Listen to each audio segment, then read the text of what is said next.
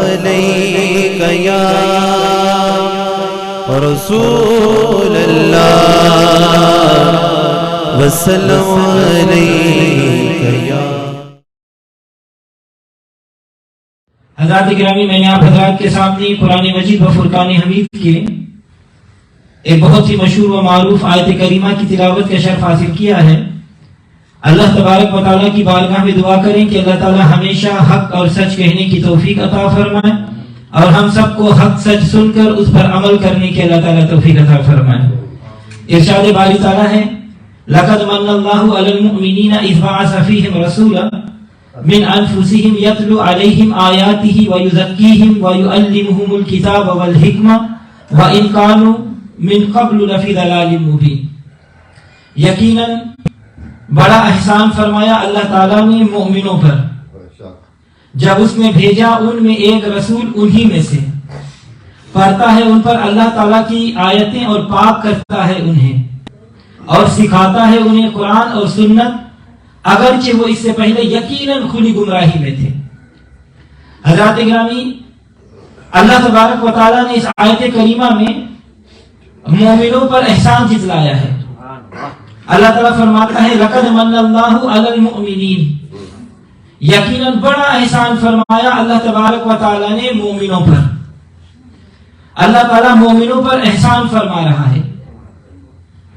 آپ جانتے ہیں کہ کوئی بڑا آدمی کسی انسان پر کوئی معمولی احسان کر کے جتلانے لگے تو یہ بات اس کے شایان شان نہیں سمجھی جاتی۔ لوگ کہتے ہیں کہ دیکھو نا اتنا بڑا انسان ہے اور معمولی احسان کر کے جتلا رہا ہے، تو اللہ تبارک و تعالیٰ تو ہے ہی سب سے بڑا، تو وہ احسان جتلا رہا ہے۔ تو معلوم ہوا کہ اللہ تعالیٰ نے مومنوں پر کوئی معمولی احسان نہیں جتلایا بلکہ کوئی بہت بڑا احسان کیا ہے۔ تو حضرات گرامی، آؤ میں آپ کو بتاؤں کہ اللہ تعالیٰ نے جو مومنوں پر احسان کیا ہے وہ کون سا احسان ہے۔ اور یہ بات سننے سے پہلے یہ بات یاد رکھیں کہ اللہ تبارک و تعالیٰ نے 18,000 مخلوقات کو پیدا فرمایا اور 18,000 مخلوقات میں سے وَلَقَدْ كَرَّمْنَا بَنِي آدم، یعنی عزت عطا فرمائی ہم نے آدم علیہ السلام کی اولاد کو۔ اس کے تحت انسان کو اللہ تعالیٰ نے اشرف المخلوقات بنایا اور اس پر اللہ تبارک و تعالیٰ نے بے شمار احسانات فرمائے اور بے شمار نعمتیں نازل فرمائی۔ چنانچہ اللہ تبارک و تعالیٰ قرآن پاک میں ارشاد فرماتا ہے وَإِن تَعُدُّوا نِعْمَتَ اللَّهِ لَا تُحْصُوهَا، اور اگر تم گننا چاہو اللہ تعالیٰ کی نعمتوں کو تو تم ان کو شمار نہیں کر سکو گے۔ انسان جس حال میں بھی ہو، چاہے وہ بیٹھا ہو، چاہے وہ کھڑا ہو، چاہے وہ لیٹا ہو، چاہے وہ سویا ہوا ہو، ہر حال میں اللہ تعالیٰ کی رحمتوں کا ظہور ہوتا ہے۔ اللہ تبارک و تعالیٰ نے ان نعمتوں کو قرآن پاک میں جا بجا ذکر فرمایا، لیکن کہیں یہ نہیں فرمایا کہ اے انسان ہم نے تمہیں یہ نعمتیں دے کر احسان جتلایا۔ مثال کے طور پر قرآن کریم میں اللہ تبارک و تعالیٰ ارشاد فرماتا ہے الذی جعل لکم الارض فراشا وسماء بناء وانزل من السماء ماء فاخرج به من الثمرات رزقا لکم، وہ ذات یعنی اللہ تعالیٰ جس نے بنایا تمہارے لیے زمین کو بچھونا اور آسمان کو عمارت اور اتارا آسمان سے پانی، پھر نکالے اس میں سے کچھ پھل تمہارے کھانے کے لیے۔ تو حضرات گرامی توجہ چاہوں گا، اللہ تبارک و تعالیٰ نے فرمایا کہ میں نے تمہارے لیے زمین بنائی۔ یہی زمین دیکھیں، یہ زمین اللہ تعالیٰ کی کتنی بڑی نعمت ہے۔ اگر یہ زمین نہ ہوتی تو ہم کہاں رہتے، ہم کہاں قرار پکڑتے، ہم کہاں مکان وغیرہ بناتے۔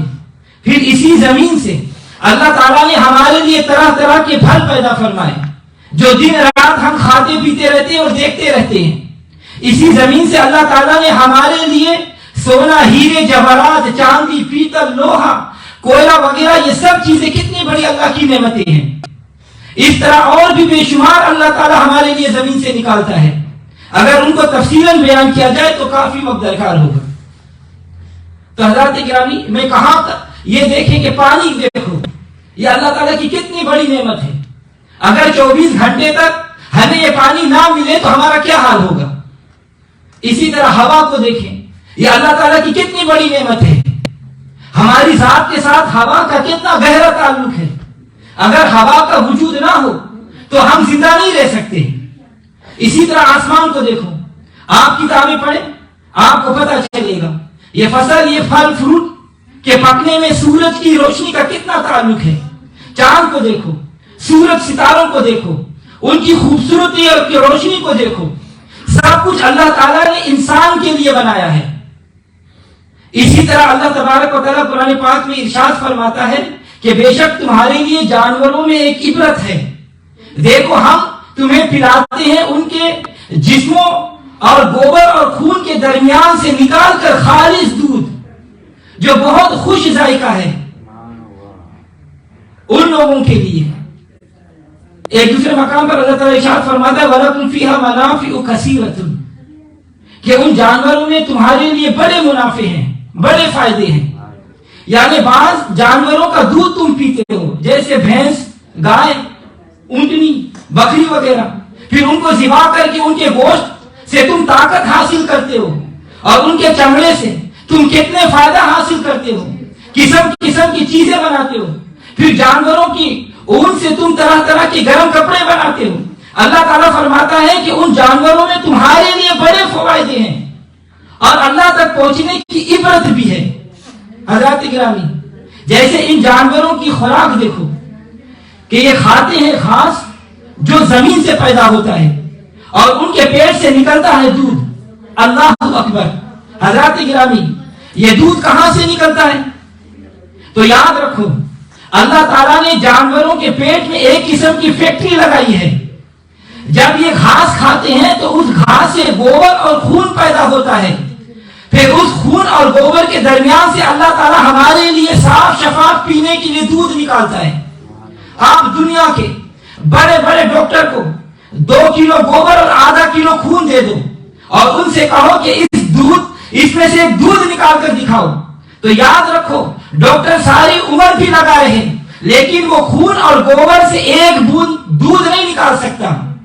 لیکن یہ اللہ تبارک و تعالیٰ کی قدرت ہے کہ وہ ہمارے لیے ہر روز 2 وقت خون اور گوبر سے دودھ نکالتا ہے جو صاف اور شفاف ہوتا ہے, اور اس میں نہ خون کی بو ہوتی ہے نہ گوبر کا کوئی جز ہوتا ہے.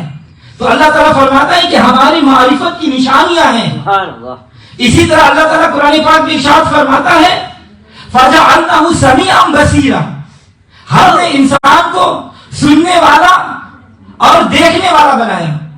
دوسرے مقام پر اللہ تعالیٰ ارشاد فرماتا ہے وَجَعَلَ لَكُمُ السَّمْعَ وَالْأَبْصَارَ وَالْأَفْئِدَةَ لَعَلَّكُمْ لَا تَشْكُرُونَ, لَعَلَّكُمْ تَشْكُرُونَ, اور بنائے تمہارے لیے کان اور آنکھیں اور دل تاکہ تم ان بے شمار نعمتوں پر شکر ادا کرو. تو حضرات گرامی توجہ چاہوں گا, غور فرمائیں کہ اللہ تبارک و تعالیٰ نے ان دونوں آیتوں میں ان نعمتوں اور ان نعمتوں کا بیان فرمایا ہے جو اس نے ہمیں اپنے کرم سے عطا فرمائے ہیں, یعنی کان, آنکھ, دل وغیرہ. اسی طرح اپنے جسم کو ہم دیکھیں کہ اللہ تبارک و تعالیٰ نے ہمیں بولنے کے لیے زبان, چلنے کے لیے پیر, پکڑنے کے لیے ہاتھ اور زندہ رہنے کے لیے جسم میں جان ڈالی, پھر جسم میں سانس, پھر حسن دیا, صحت عطا فرمائی. یہ تمام چیزیں اللہ تعالیٰ کی اتنی بڑی نعمتیں ہیں کہ اگر ہم ساری عمر بھی ان کا شکر ادا کرنا چاہے تو ہرگز نہیں کر سکتے. یہ جو ہم سانس لیتے ہیں نا, جس کی وجہ سے ہم زندہ ہیں, یہ اللہ کی کتنی بڑی نعمت ہے. خدا نہ کرے کہ ایک سانس ہم لیں اور دوسرا سانس نہ آئے, تو بولو پھر ہم زندہ رہ سکیں گے؟ نہیں رہ سکیں گے. رب کعبہ کی قسم, رب محمد کی قسم, اس سانس کا بھی شکر ادا کرنا چاہے تو نہیں کر سکتے, کیونکہ ہر انسان دن میں 24,000 مرتبہ سانس لیتا ہے. تو اگر ہم ہر سانس کا شکر ادا کرنا چاہیں تو یہ کیسے ادا ہوں گے؟ اسی طرح یہ کان دیکھیں, اللہ تعالیٰ کی کتنی بڑی نعمت ہے. جن کے کانوں کی سماعت کمزور ہوتی ہے یا بالکل سماعت ختم ہو جاتی ہے تو وہی جانتا ہے کہ کان کتنی بڑی نعمت ہے. اسی طرح آنکھ دیکھیں, یہ کتنی بڑی اللہ کی نعمت ہے. آنکھوں کی قدر پوچھنا ہو تو ان سے پوچھو جو اس نعمت سے محروم ہے. قیامت کے دن اگر اللہ تعالیٰ نے صرف اسی ایک آنکھ کا حساب مانگے گا کہ بتاؤ میں نے تمہیں دیکھنے کے لیے تو آنکھیں دی تھی, تم نے اس کا شکریہ ادا کیا تو بتاؤ ہم وہاں کیا جواب دیں گے؟ اگر ہم میں سے کسی نے یہ کہہ دیا کہ یا اللہ ہم نے ساری عمر عبادت کی اور تیری نعمتوں کا شکریہ ادا کر دیا، تو اللہ تبارک و تعالیٰ اگر عدل کے ترازو کی ایک پٹرے میں اپنی نعمتیں رکھ دیں گے اور دوسری پٹرے میں ہماری ٹوٹی پھوٹی عبادت، تو نتیجہ ظاہر ہے کہ وہاں ہماری ناقص عبادت کی کیا حیثیت ہوگی؟ تو حضرات گرامی، حضرت علامہ شیخ عبد الوہاب شیرانی رحمۃ اللہ علیہ، انہوں نے ایک کتاب لکھی ہے اور کتاب کا نام ہے الیواقیت والجواہر اور کشف الغمہ۔ اس میں انہوں نے ایک حدیث مبارکہ نقل فرمائی ہے۔ یہ حضرت علامہ شیرانی رحمۃ اللہ علیہ وہ اللہ تعالیٰ کے مقبول بندے ہیں جن کو جاگتے ہوئے نبی پاک صلی اللہ علیہ وسلم کی زیارت ہوئی۔ یہی وہ علامہ شیرانی رحمۃ اللہ علیہ، آپ اپنی کتاب میں حدیث مبارکہ نقل بیان فرماتے ہیں، لکھتے ہیں کہ ایک مرتبہ جبریل علیہ السلام نبی صلی اللہ علیہ وسلم کی بارگاہ میں حاضر ہوئے اور حاضر ہو کر عرض کیا، یا رسول اللہ صلی اللہ علیہ وسلم، آج میں ایک ایسے جزیرے کے پاس سے گزر کر آپ کی بارگاہ میں حاضر ہوا ہوں جہاں ایک اللہ تعالیٰ کا مقبول بندہ رہتا تھا، جس نے 400 سال برس تک اللہ تعالیٰ کی عبادت اس طرح کی کہ اس نے ایک آنکھ جھپکنے کے برابر بھی اللہ تعالیٰ کی نافرمانی کا خیال بھی اس کے دل میں نہیں آیا۔ جب 400 سال تک اس نے عبادت کی تو اس کی موت کا وقت آ گیا، تو اس اللہ تعالیٰ کے مقبول بندے نے اللہ تبارک و تعالیٰ کی بارگاہ میں عرض کیا کہ یا اللہ میں چاہتا ہوں کہ میری روح سجدے کی حالت میں نکلے، میرا سر تیری بارگاہ میں جھکا ہوا ہو اور آپ میری روح کو قبض فرما لیں۔ اس نے یہ دعا کیوں مانگی؟ اس لیے کہ نبی پاک صلی اللہ علیہ وسلم مبارک ارشاد فرمایا، بخاری شریف کی حدیث ہے کہ ہر آدمی جس حالت میں فوت ہوگا اسی عالم میں قیامت کے روز اٹھایا جائے گا۔ تو اس نے کہا یا اللہ میں چاہتا ہوں کہ سجدے کی حالت میں فوت ہوں، میری روح نکلے تاکہ تیری بارگاہ میں قیامت کے دن میں سجدے کی حالت میں اٹھوں۔ جبریل علیہ السلام نے عرض کیا، یا رسول اللہ صلی اللہ علیہ وسلم، اللہ تبارک و تعالیٰ نے اس مقبول بندے کی دعا کو قبول فرما لیا اور اس نے سر سجدے میں رکھا ہوا تھا۔ اللہ تعالیٰ نے حکم دیا کہ اے اسرائیل، میرے اس بندے کی روح کو سجدے کی حالت میں قبض کر لو تاکہ اس کی آخری خواہش بھی پوری ہو جائے۔ اسرائیل علیہ السلام نے اس بندے کی روح کو سجدے کی حالت میں قبض کر لیا۔ جبریل علیہ السلام نے عرض کیا، یا رسول اللہ صلی اللہ علیہ وسلم، یہی بندہ جب قیامت کے روز اللہ تعالیٰ کی بارگاہ میں حاضر ہوگا تو اللہ تبارک و تعالیٰ اپنی جنتی فرشتوں کو حکم دے گا کہ اے میرے فرشتوں، اس میرے بندے کو میری رحمت کے زور پر جنت میں لے جاؤ۔ تو وہ بندہ کہے گا، یا اللہ میں تیری رحمت کے زور پر جنت میں نہیں جانا چاہتا، بلکہ میں تو اپنے نیک اعمال کے بدلے اپنی عبادت، اپنے روزے نماز کے زور پر جنت میں جانا چاہتا ہوں۔ تو اللہ تبارک و تعالیٰ اپنے اس مقبول بندے کو فرمائے گا، اچھا تمہیں اپنی عبادت پر ناز ہے، تو میری رحمت کے سہارے جنت میں نہیں جانا چاہتا بلکہ اپنی عبادت کے سہارے جنت میں جانا چاہتا ہے، تو اے میرے فرشتوں اسے جنت میں لے جانے کی بجائے عدل کے ترازو پر لے جاؤ، ایک پلٹے میں اس کی 400 سالہ عبادت کو رکھ دو اور دوسرے پلٹے میں ہماری نعمتوں میں سے ایک نعمت یعنی اس کی آنکھوں میں سے ایک آنکھ رکھ دو اور پھر وزن کر کے دیکھو کہ پلٹا کون سا بھاری ہوگا۔ تو جبریل علیہ السلام نے عرض کیا، یا رسول اللہ اس عابد کی 400 سالہ عبادت کو عدل کے ایک پلٹے میں رکھ دیا جائے گا اور دوسرے پلٹے میں اللہ تعالیٰ کی عطا کردہ آنکھوں میں سے ایک آنکھ رکھ دی جائے گی۔ جب دونوں کا وزن کیا جائے گا تو آنکھ والی نعمت کا پلٹا بھاری ہو جائے گا، تو اللہ تبارک و تعالیٰ دوزخ کے فرشتوں سے فرمائے گا کہ اے میرے فرشتوں سے جہنم میں لے جاؤ۔ تو حضرات گرامی، تو وہ بندہ کہے گا، یا اللہ میں بھول گیا تھا، یا رب کریم میں اپنی عبادت کے زور پر جنت میں نہیں جانا چاہتا بلکہ میں مولا میں تیری رحمت کے زور پر جنت میں جانا چاہتا ہوں۔ تو اللہ تبارک و تعالیٰ کی دریا رحمت جوش میں آ جائے گا، اللہ تعالیٰ فرمائے گا کہ اے میرے فرشتوں اسے جنت میں لے کے جاؤ۔ تو حضرات گرامی، تو میں عرض کر رہا تھا کہ اللہ تبارک و تعالیٰ نے اپنے فضل و کرم سے ہمیں بے شمار نعمتیں عطا فرمائی ہے، ایسی ایسی نعمتیں کہ جن کی قیمت بھی دنیا میں کوئی نہیں ادا کر سکتا۔ لیکن حضرات گرامی، آپ پورا قرآن مجید پڑھ کر دیکھ لیں کہ اللہ تبارک و تعالیٰ نے ہمیں اتنی نعمتیں دی، اتنے انعام و اکرام عطا فرمائے، لیکن کہ یہ نہیں فرمایا کہ اے انسان میں نے تم کو فلاں نعمت دے کر احسان کیا ہے. مثلا اللہ تعالیٰ نے ہمیں 2 آنکھیں عطا فرمائی, احسان نہیں جتلایا. کھانے اور کام کرنے کے لیے 2 ہاتھ دیے, لیکن احسان نہیں جتلایا. زبان عطا فرمائی, احسان نہیں جتلایا. پاؤں عطا کیے, احسان نہیں جتلایا.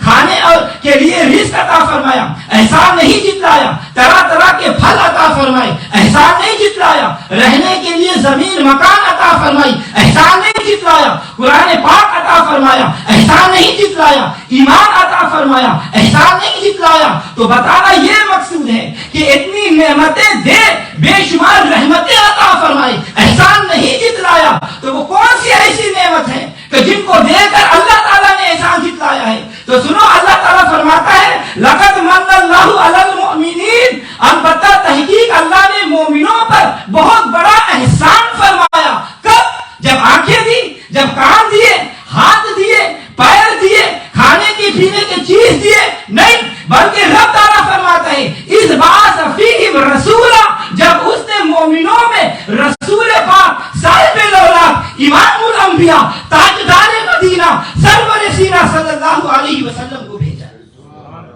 تو حضرات گرامی, یہاں پر میں ایک بات عرض کروں گا, عشق والے ذرا توجہ فرمائیں. دیکھو, اللہ تبارک و تعالیٰ نے ہمیں اپنا محبوب صلی اللہ علیہ وسلم دے کر احسان جتلا رہا ہے. اور یاد رکھو, احسان اسی چیز پر کیا جاتا ہے جو اگلے کو نفع دے, جو اگلے کو فائدہ دے. اگر دینے والا ایسی چیز کسی کو دے کہ جس سے اگلے کو نفع نہ ہو, کوئی کام نہ آئے, تو دینے والا احسان جتلانے لگے تو اس کا احسان جتلانا بیکار ہوگا. مثال کے طور پر, ایک غریب آدمی کسی امیر کے پاس چلا جائے, اس کے دروازے پر چلا جائے اور اس امیر آدمی سے کہے کہ میں غریب ہوں, میں مفلس ہوں, میں ننگا ہوں, بھوکا ہوں, لہذا میری کچھ مدد فرما دے.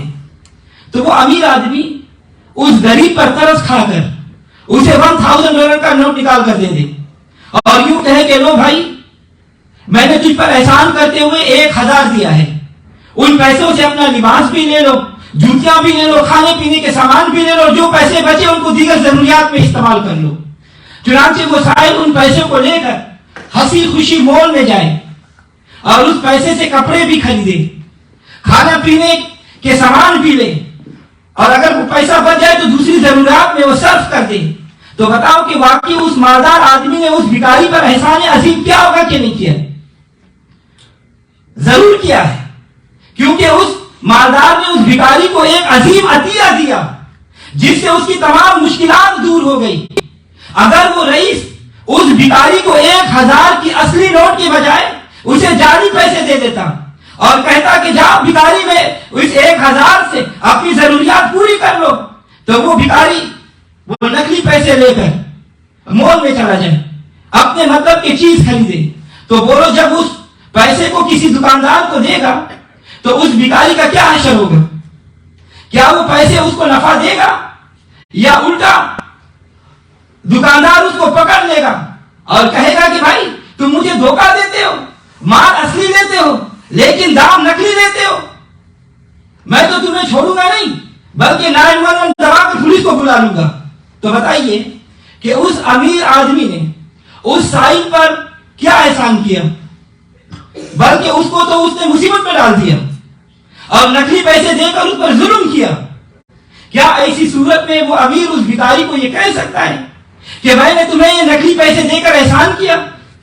اگر وہ امیر یوں کہے تو بھکاری جواب دے گا کہ بھائی اچھا احسان کیا ہے تم نے, فائدہ دینے کے بجائے تم نے مجھے نقلی نوٹ دے کر مجھے تو پھنسا دیا.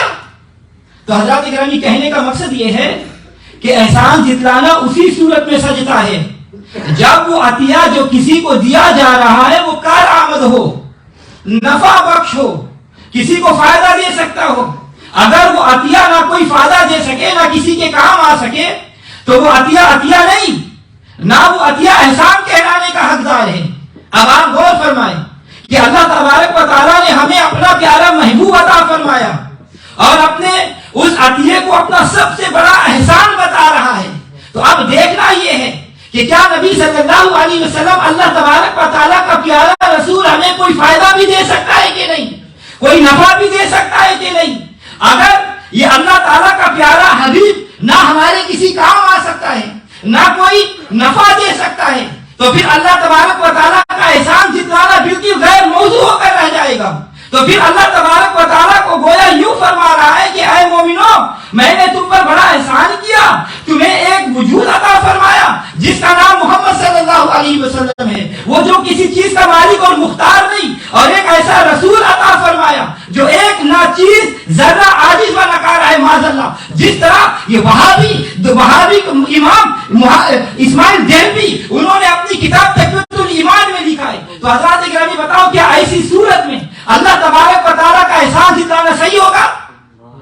احسان جتلانا تو درکنار، اس صورت میں اللہ تبارک و تعالیٰ کا ہم مومنوں پر یہ احسان ثابت بھی نہیں ہو سکے گا، استغفر اللہ۔ لیکن حضرات گرامی یاد رکھو، حقیقت یہ نہیں ہے، بلکہ حقیقت یہ ہے کہ اللہ تبارک و تعالیٰ نے اپنے محبوب صلی اللہ علیہ وسلم کو جب دنیا میں معبوس فرمایا تو شفیع، نافع، رافع، دافع، مختار کل، معلم کائنات اور اپنا نائب اعظم بنا کر بھیجا ہے۔ اسی لیے میرے سرکار اعلی حضرت عظیم البرکت مجدد دین و ملت شاہ احمد رضا خان فاضل بریلوی رحمۃ اللہ علیہ فرماتے ہیں، روتی آنکھ ہنساتے یہ ہیں، ڈوبی نہ تراتے یہ ہیں، رافع، نافع، دافع، شافع، کیا کیا رحمت لاتے یہ ہیں۔ انا آتینا کل کوثر، انا آتینا کل کوثر، ساری کثرت پاتے یہ ہیں۔ تو حضرات کرام یاد رکھو، نبی صلی اللہ علیہ وسلم ہمارے لیے اللہ تعالیٰ کی سب سے بڑی نعمت ہے۔ یہاں ایک بات میں عرض کرتا چلوں، بعض لوگوں کا یہ عقیدہ ہے کہ قرآن پاک اللہ تعالیٰ کی سب سے بڑی نعمت ہے، بعض لوگوں کا یہ عقیدہ ہے کہ اللہ تعالیٰ کی سب سے بڑی نعمت دین اور اسلام ہے، اور بعض لوگوں کا یہ عقیدہ ہے کہ ایمان اللہ تعالیٰ کی سب سے بڑی نعمت ہے۔ اس میں کوئی بھی شک نہیں اور نہ ہی کوئی شبہ کہ قرآن پاک اللہ تبارک و تعالیٰ کی سب سے بڑی نعمت ہے، مگر میں آپ سے یہ پوچھتا ہوں، آپ مجھے بتائیں کہ قرآن مجید جو اللہ تعالیٰ کی سب سے بڑی نعمت ہے، یہ نعمت ہمیں ملی ہے تو کہاں سے ملی ہے؟ دین اسلام جو اللہ تعالیٰ کی سب سے بڑی نعمت ہے، یہ نعمت ہمیں ملی ہے تو کہاں سے ملی ہے؟ اسی طرح ایمان کی دولت جو اللہ تعالیٰ کی سب سے بڑی نعمت ہے، یہ ہمیں ملی ہے تو کہاں سے ملی ہے؟ رب کعبہ کی قسم، رب محمد کی قسم، قرآن ہمیں ملا تو بارگاہ مصطفیٰ سے، اسلام ہمیں ملا تو بارگاہ مصطفیٰ سے، ایمان ہمیں ملا تو بارگاہ مصطفیٰ سے، نہیں بلکہ مجھے یہ کہنے دو کہ خود رب الرحمان ہمیں ملا تو بارگاہ مصطفیٰ سے ملا۔ تو حضرات گرامی آپ جانتے ہیں کہ قرآن پاک ہمیں براہ راست نہیں ملا، بلکہ اللہ تبارک و تعالیٰ نے قرآن اپنے پیارے نبی صلی اللہ علیہ وسلم پر نازل کیا، اور اللہ تبارک و تعالیٰ کے حبیب صلی اللہ علیہ وسلم نے ہمیں عطا فرمایا۔ گویا قرآن ہمیں بارگاہ مصطفیٰ صلی اللہ علیہ وسلم سے ملا ہے، اسی طرح اسلام بھی آپ کی بارگاہ سے ملا۔ اسلام کس کو کہتے ہیں؟ اسلام حضور کی بارگاہ سے ملا۔ اسلام کس کو کہتے ہیں؟ اسلام نبی صلی اللہ علیہ وسلم کے اقوال اور افعال، یعنی جو کچھ نبی پاک صلی اللہ علیہ وسلم نے فرمایا وہ بھی اسلام، جو کچھ اپنی امت کو کر کے دکھایا وہ بھی اسلام ہے۔ گویا اسلام نام ہے نبی صلی اللہ علیہ وسلم کی گفتار کا اور آپ کے کردار کا، حضور صلی اللہ علیہ وسلم کی ادا اور فرمودار کا۔ تو حضرات گرامی، ایمان ہمیں ملا تو کہاں سے ملا؟ کن کی بارگاہ سے ملا؟ ایمان کس کو کہتے ہیں؟ ایمان نام ہے تصدیق قلبی کا اور اقرار لسانی کا۔ ایمان کی صفتوں میں آپ کے پڑھتے ہیں، اقرار باللسان و تصدیق بالقلب، زبان سے اقرار ہے اور دل سے یقین ہے۔ معلوم ہوا کہ ایمان نام ہے تصدیق قلبی اور اقرار لسانی کا۔ اگر زبان سے اقرار ہو اور دل میں تصدیق نہ ہو تو یہ ایمان نہیں بلکہ یہ منافقت ہے، کیونکہ منافقوں کی زبان پر تو کلمے ہوتے تھے لیکن دل میں ایمان نہیں تھا۔ تو اللہ تعالیٰ نے صاف طور پر فرما دیا وَمَا هُمْ بِمُؤْمِنِينَ کہ اے میرے حبیب، یہ جو آپ کی بارگاہ میں کلمہ پڑھتے ہیں یہ مومن نہیں، کیونکہ لبوں پر ان کے کلمے ہیں لیکن دل میں تیرا بغض بھرا ہوا ہے۔ تو اصل میں ایمان نام ہے تصدیق قلبی کا اور لسان اقراری کا. جب آپ نے یہ سن لیا کہ ایمان نام ہے تصدیق قلبی کا، تو میں آپ حضرات سے یہ پوچھتا ہوں، مجھے یہ بتائیں کہ تصدیق پہلے ہوتی یا علم پہلے ہوتا ہے؟ تصدیق پہلے ہوتی یا علم؟ کیونکہ جب تک علم نہیں ہوگا تصدیق نہیں ہوگی. مثلا کوئی سائل کسی مفتی کے پاس چلے جائے اور کہے کہ مفتی صاحب یہ تصدیق کر دیجئے، تو مفتی صاحب لازمی طور پر پوچھیں گے کہ بھائی کس چیز کی تصدیق؟ تو سائل آگے سے یوں کہے کہ جی بات تو کچھ نہیں، بس آپ برائے کرم تصدیق کر دیجئے. تو بولو وہ مفتی صاحب تصدیق کریں گے؟ نہیں کریں گے، بلکہ وہ کہیں گے کہ بھائی پہلے وہ بات سامنے پیش کرو جس کی تصدیق کروانی ہے، اگر وہ تصدیق کے قابل ہوئی تو تصدیق کر دوں گا. اسی طرح آپ عدالت میں چلے جائیں یا نوٹری پبلک کے پاس چلے جائیں، کورٹ میں چلے جائیں، قاضی یا جج کے پاس چلے جائیں اور ان سے کہیں کہ ذرا تصدیق کر دیجئے، تو قاضی یا جج پوچھے گا کہ بھائی کس بات کی تصدیق؟ تو وہ آدمی کہے گا کہ جی بات تو کچھ نہیں، بس آپ تصدیق کر دیجئے. تو بولو جج یا قاضی تصدیق کرے گا؟ نہیں کرے گا، بلکہ جج یا قاضی یہ کہے گا کہ بھائی پہلے وہ بات سامنے لاؤ جس کی تصدیق کروانی ہے، اگر وہ تصدیق کے لائق ہوگی تو تصدیق کر دوں گا. تو معلوم ہوا کہ تصدیق کے لیے علم کا پہلے ہونا ضروری ہے. بڑی آسان سی بات ہے کہ انسان کو جس چیز کا علم نہیں وہ اس کی تصدیق کیسے کرے گا؟ تو تصدیق کے لیے علم کا ہونا ضروری ہے، اور ایمان نام ہے تصدیق قلبی کا. ہم اللہ تبارک و تعالیٰ پر ایمان رکھتے ہیں، کیا مطلب؟ کہ دل سے تصدیق کرتے ہیں کہ وہ ذات اپنی صفتوں اور اپنے ناموں کے ساتھ جیسی ہے برحق ہے، اور ہمارے نبی صلی اللہ علیہ وسلم اللہ تعالیٰ کے آخری نبی ہے، اور آپ کے بعد قیامت تک کوئی اور نبی نہیں آ سکتا. نبوت ہمارے محبوب صلی اللہ علیہ وسلم پر ختم ہو چکی ہے. اسی طرح ہم پہلی کتابوں پر بھی ایمان رکھتے ہیں، فرشتوں پر بھی ایمان رکھتے ہیں، تمام انبیاء پر ایمان رکھتے ہیں، قیامت، جنت، دوزخ سب پر ایمان رکھتے ہیں، یعنی سب کی تصدیق کرتے ہیں. تو میں آپ سے یہ سوال کرتا ہوں کہ آپ اللہ تبارک و تعالیٰ پر ایمان رکھتے ہیں اور آپ دل سے اللہ تعالیٰ کی تصدیق کرتے ہیں، یہ باتیں آپ کے علم میں کیسی آئی؟ کہ اللہ ہے، اللہ کو اللہ نے علم کیسے، اللہ کا علم کیسے ہوا؟ آپ نے اللہ تعالیٰ کو کیسے جانا؟ اگر آپ کہیں گے کہ جی قرآن پاک سے، تو میں کہوں گا کہ آپ کو یہ کیسے معلوم ہوا کہ قرآن اللہ کا کلام ہے؟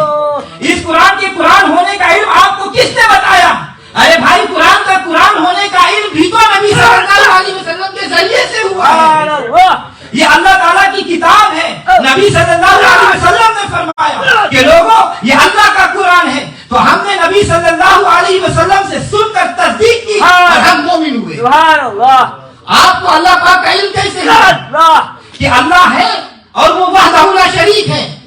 تو اس بات کو سمجھنے سے پہلے یہ بات بھی یاد رکھو کہ آپ کو جس چیز کا بھی علم ہوتا ہے، چاہے وہ دین سے تعلق رکھتی ہو یا اس کا تعلق دنیا سے ہو، کیسے ہوتا ہے؟ تو یاد رکھو کہ علم کے اصول کے اسباب اور ذریعے صرف 3 ہیں. کتنے ہیں؟ صرف 3، چوتھا کوئی نہیں. محدث اکرام فرماتے ہیں کہ مخلوق کے واسطے علم حاصل کرنے کے ذریعے اور اسباب 3 ہیں. وہ کیا ہے؟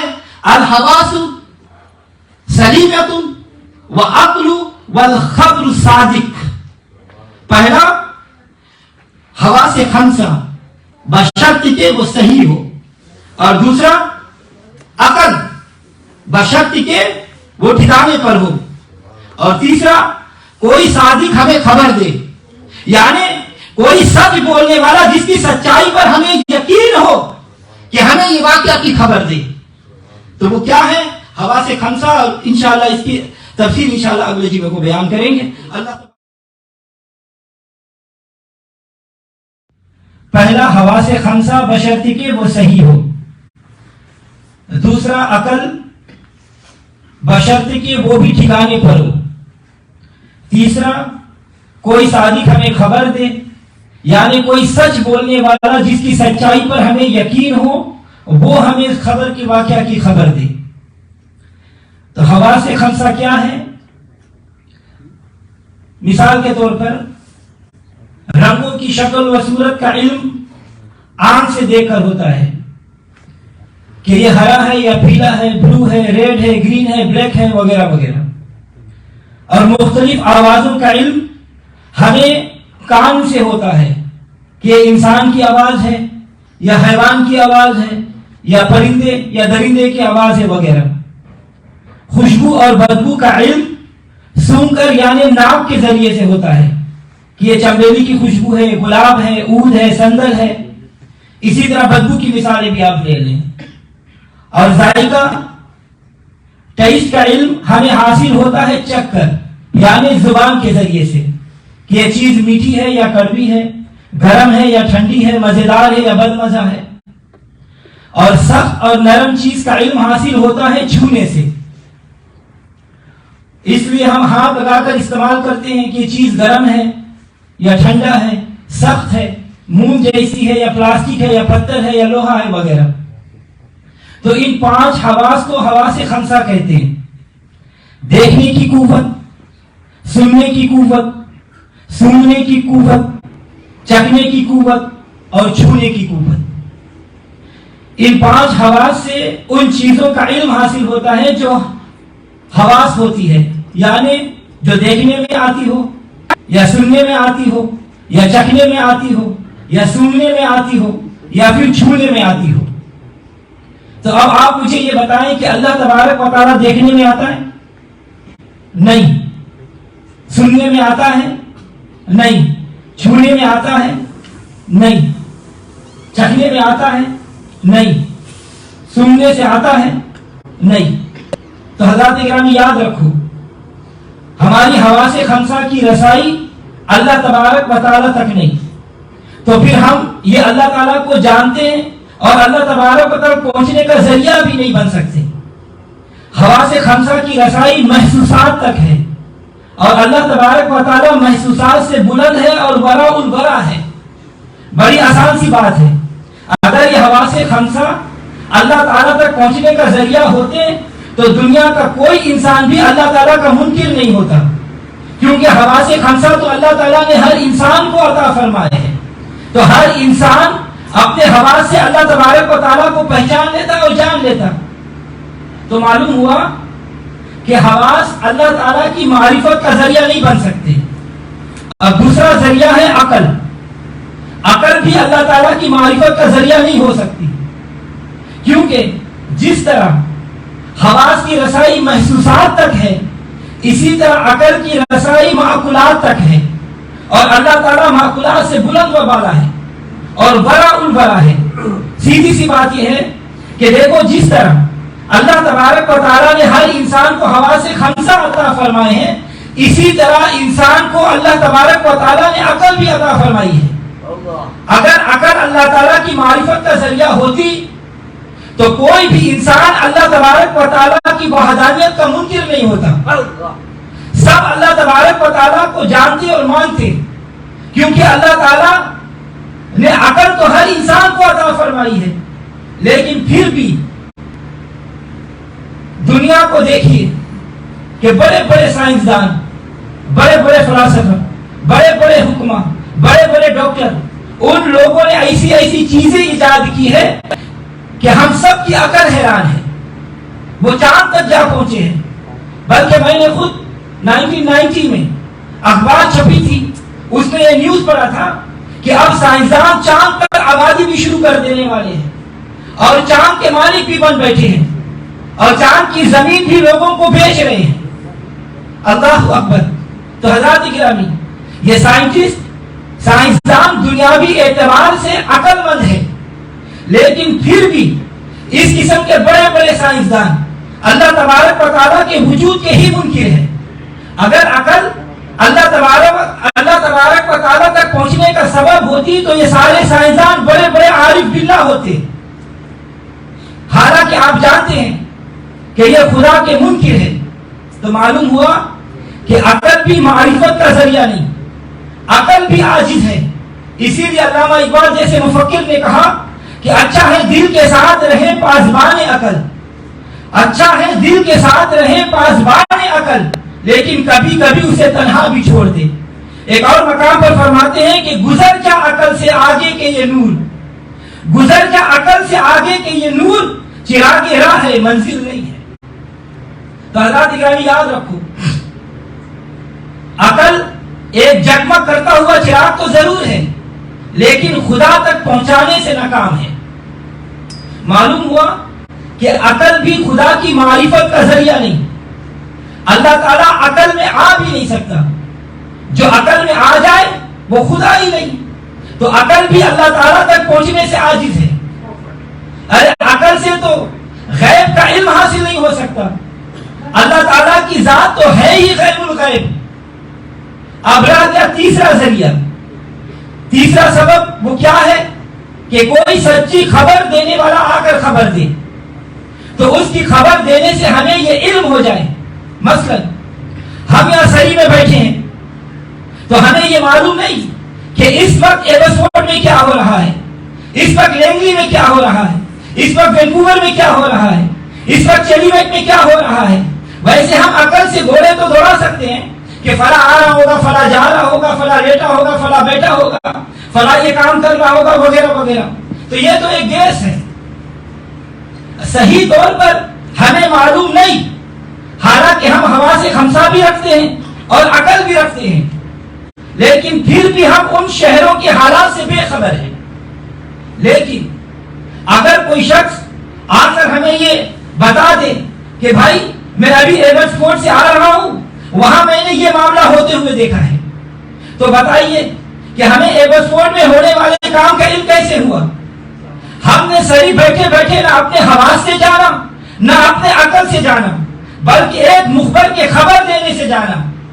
تو حضرات اکرامی یہ بتانا یہ چاہتا ہوں کہ ہم نے اللہ تعالیٰ کو نہ اپنی حواس سے جانا نہ اپنی عقل سے جانا، بلکہ مخبر صادق محمد رسول اللہ صلی اللہ علیہ وسلم کے بتانے سے جانا۔ ہم نے رب کائنات کو پہچانا تو حضور صلی اللہ علیہ وسلم کے بتانے سے، نبیوں کا ہم نے پچھلے نبیوں کو جانا، فرشتوں کو جانا، کتابوں کو جانا، جنت کو جانا، دوزخ کو جانا تو حضور صلی اللہ علیہ وسلم کے بتانے سے جانا۔ تو ان تمام غیبوں کے بتانے والے نبی صلی اللہ علیہ وسلم ہیں۔ خدا کون تھا اور کیا جانتے تھے؟ خدا کون تھا کیا جانتے تھے؟ وہ تیری زبان سے سنا ہے محمد صلی اللہ علیہ وسلم۔ اسی لیے میرے سرکار اعلیٰ حضرت عظیم البرکت مجدد دین و ملت شاہ احمد رضا خان فاضل بریلوی رحمۃ اللہ علیہ اسی طرف اشارہ کرتے ہوئے فرماتے ہیں کہ یہ فیض پہنچا رضا احمد پاک سے، یہ فیض پہنچا رضا احمد پاک سے، ورنہ تم کیا سمجھتے خدا کون ہے؟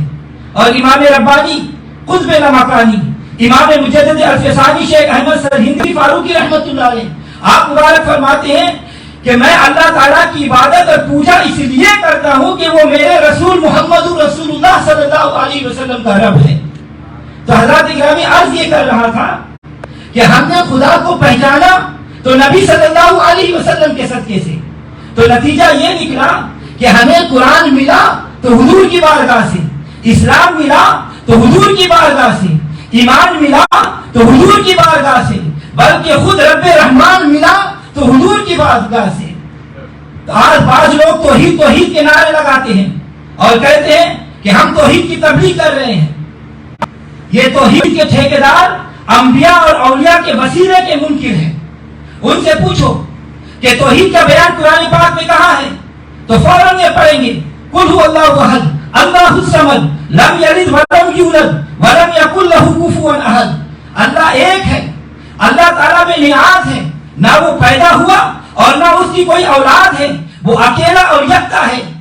اور کہیں گے کہ دیکھو اس سورہ میں پوری توحید رب نے بیان کی ہے، تو ان منکروں کو کہو، ان منکروں کو کہو کہ بھائی ذرا اس سورہ شریف کا پہلا حرف بھی تو دیکھو، قربان جائیں۔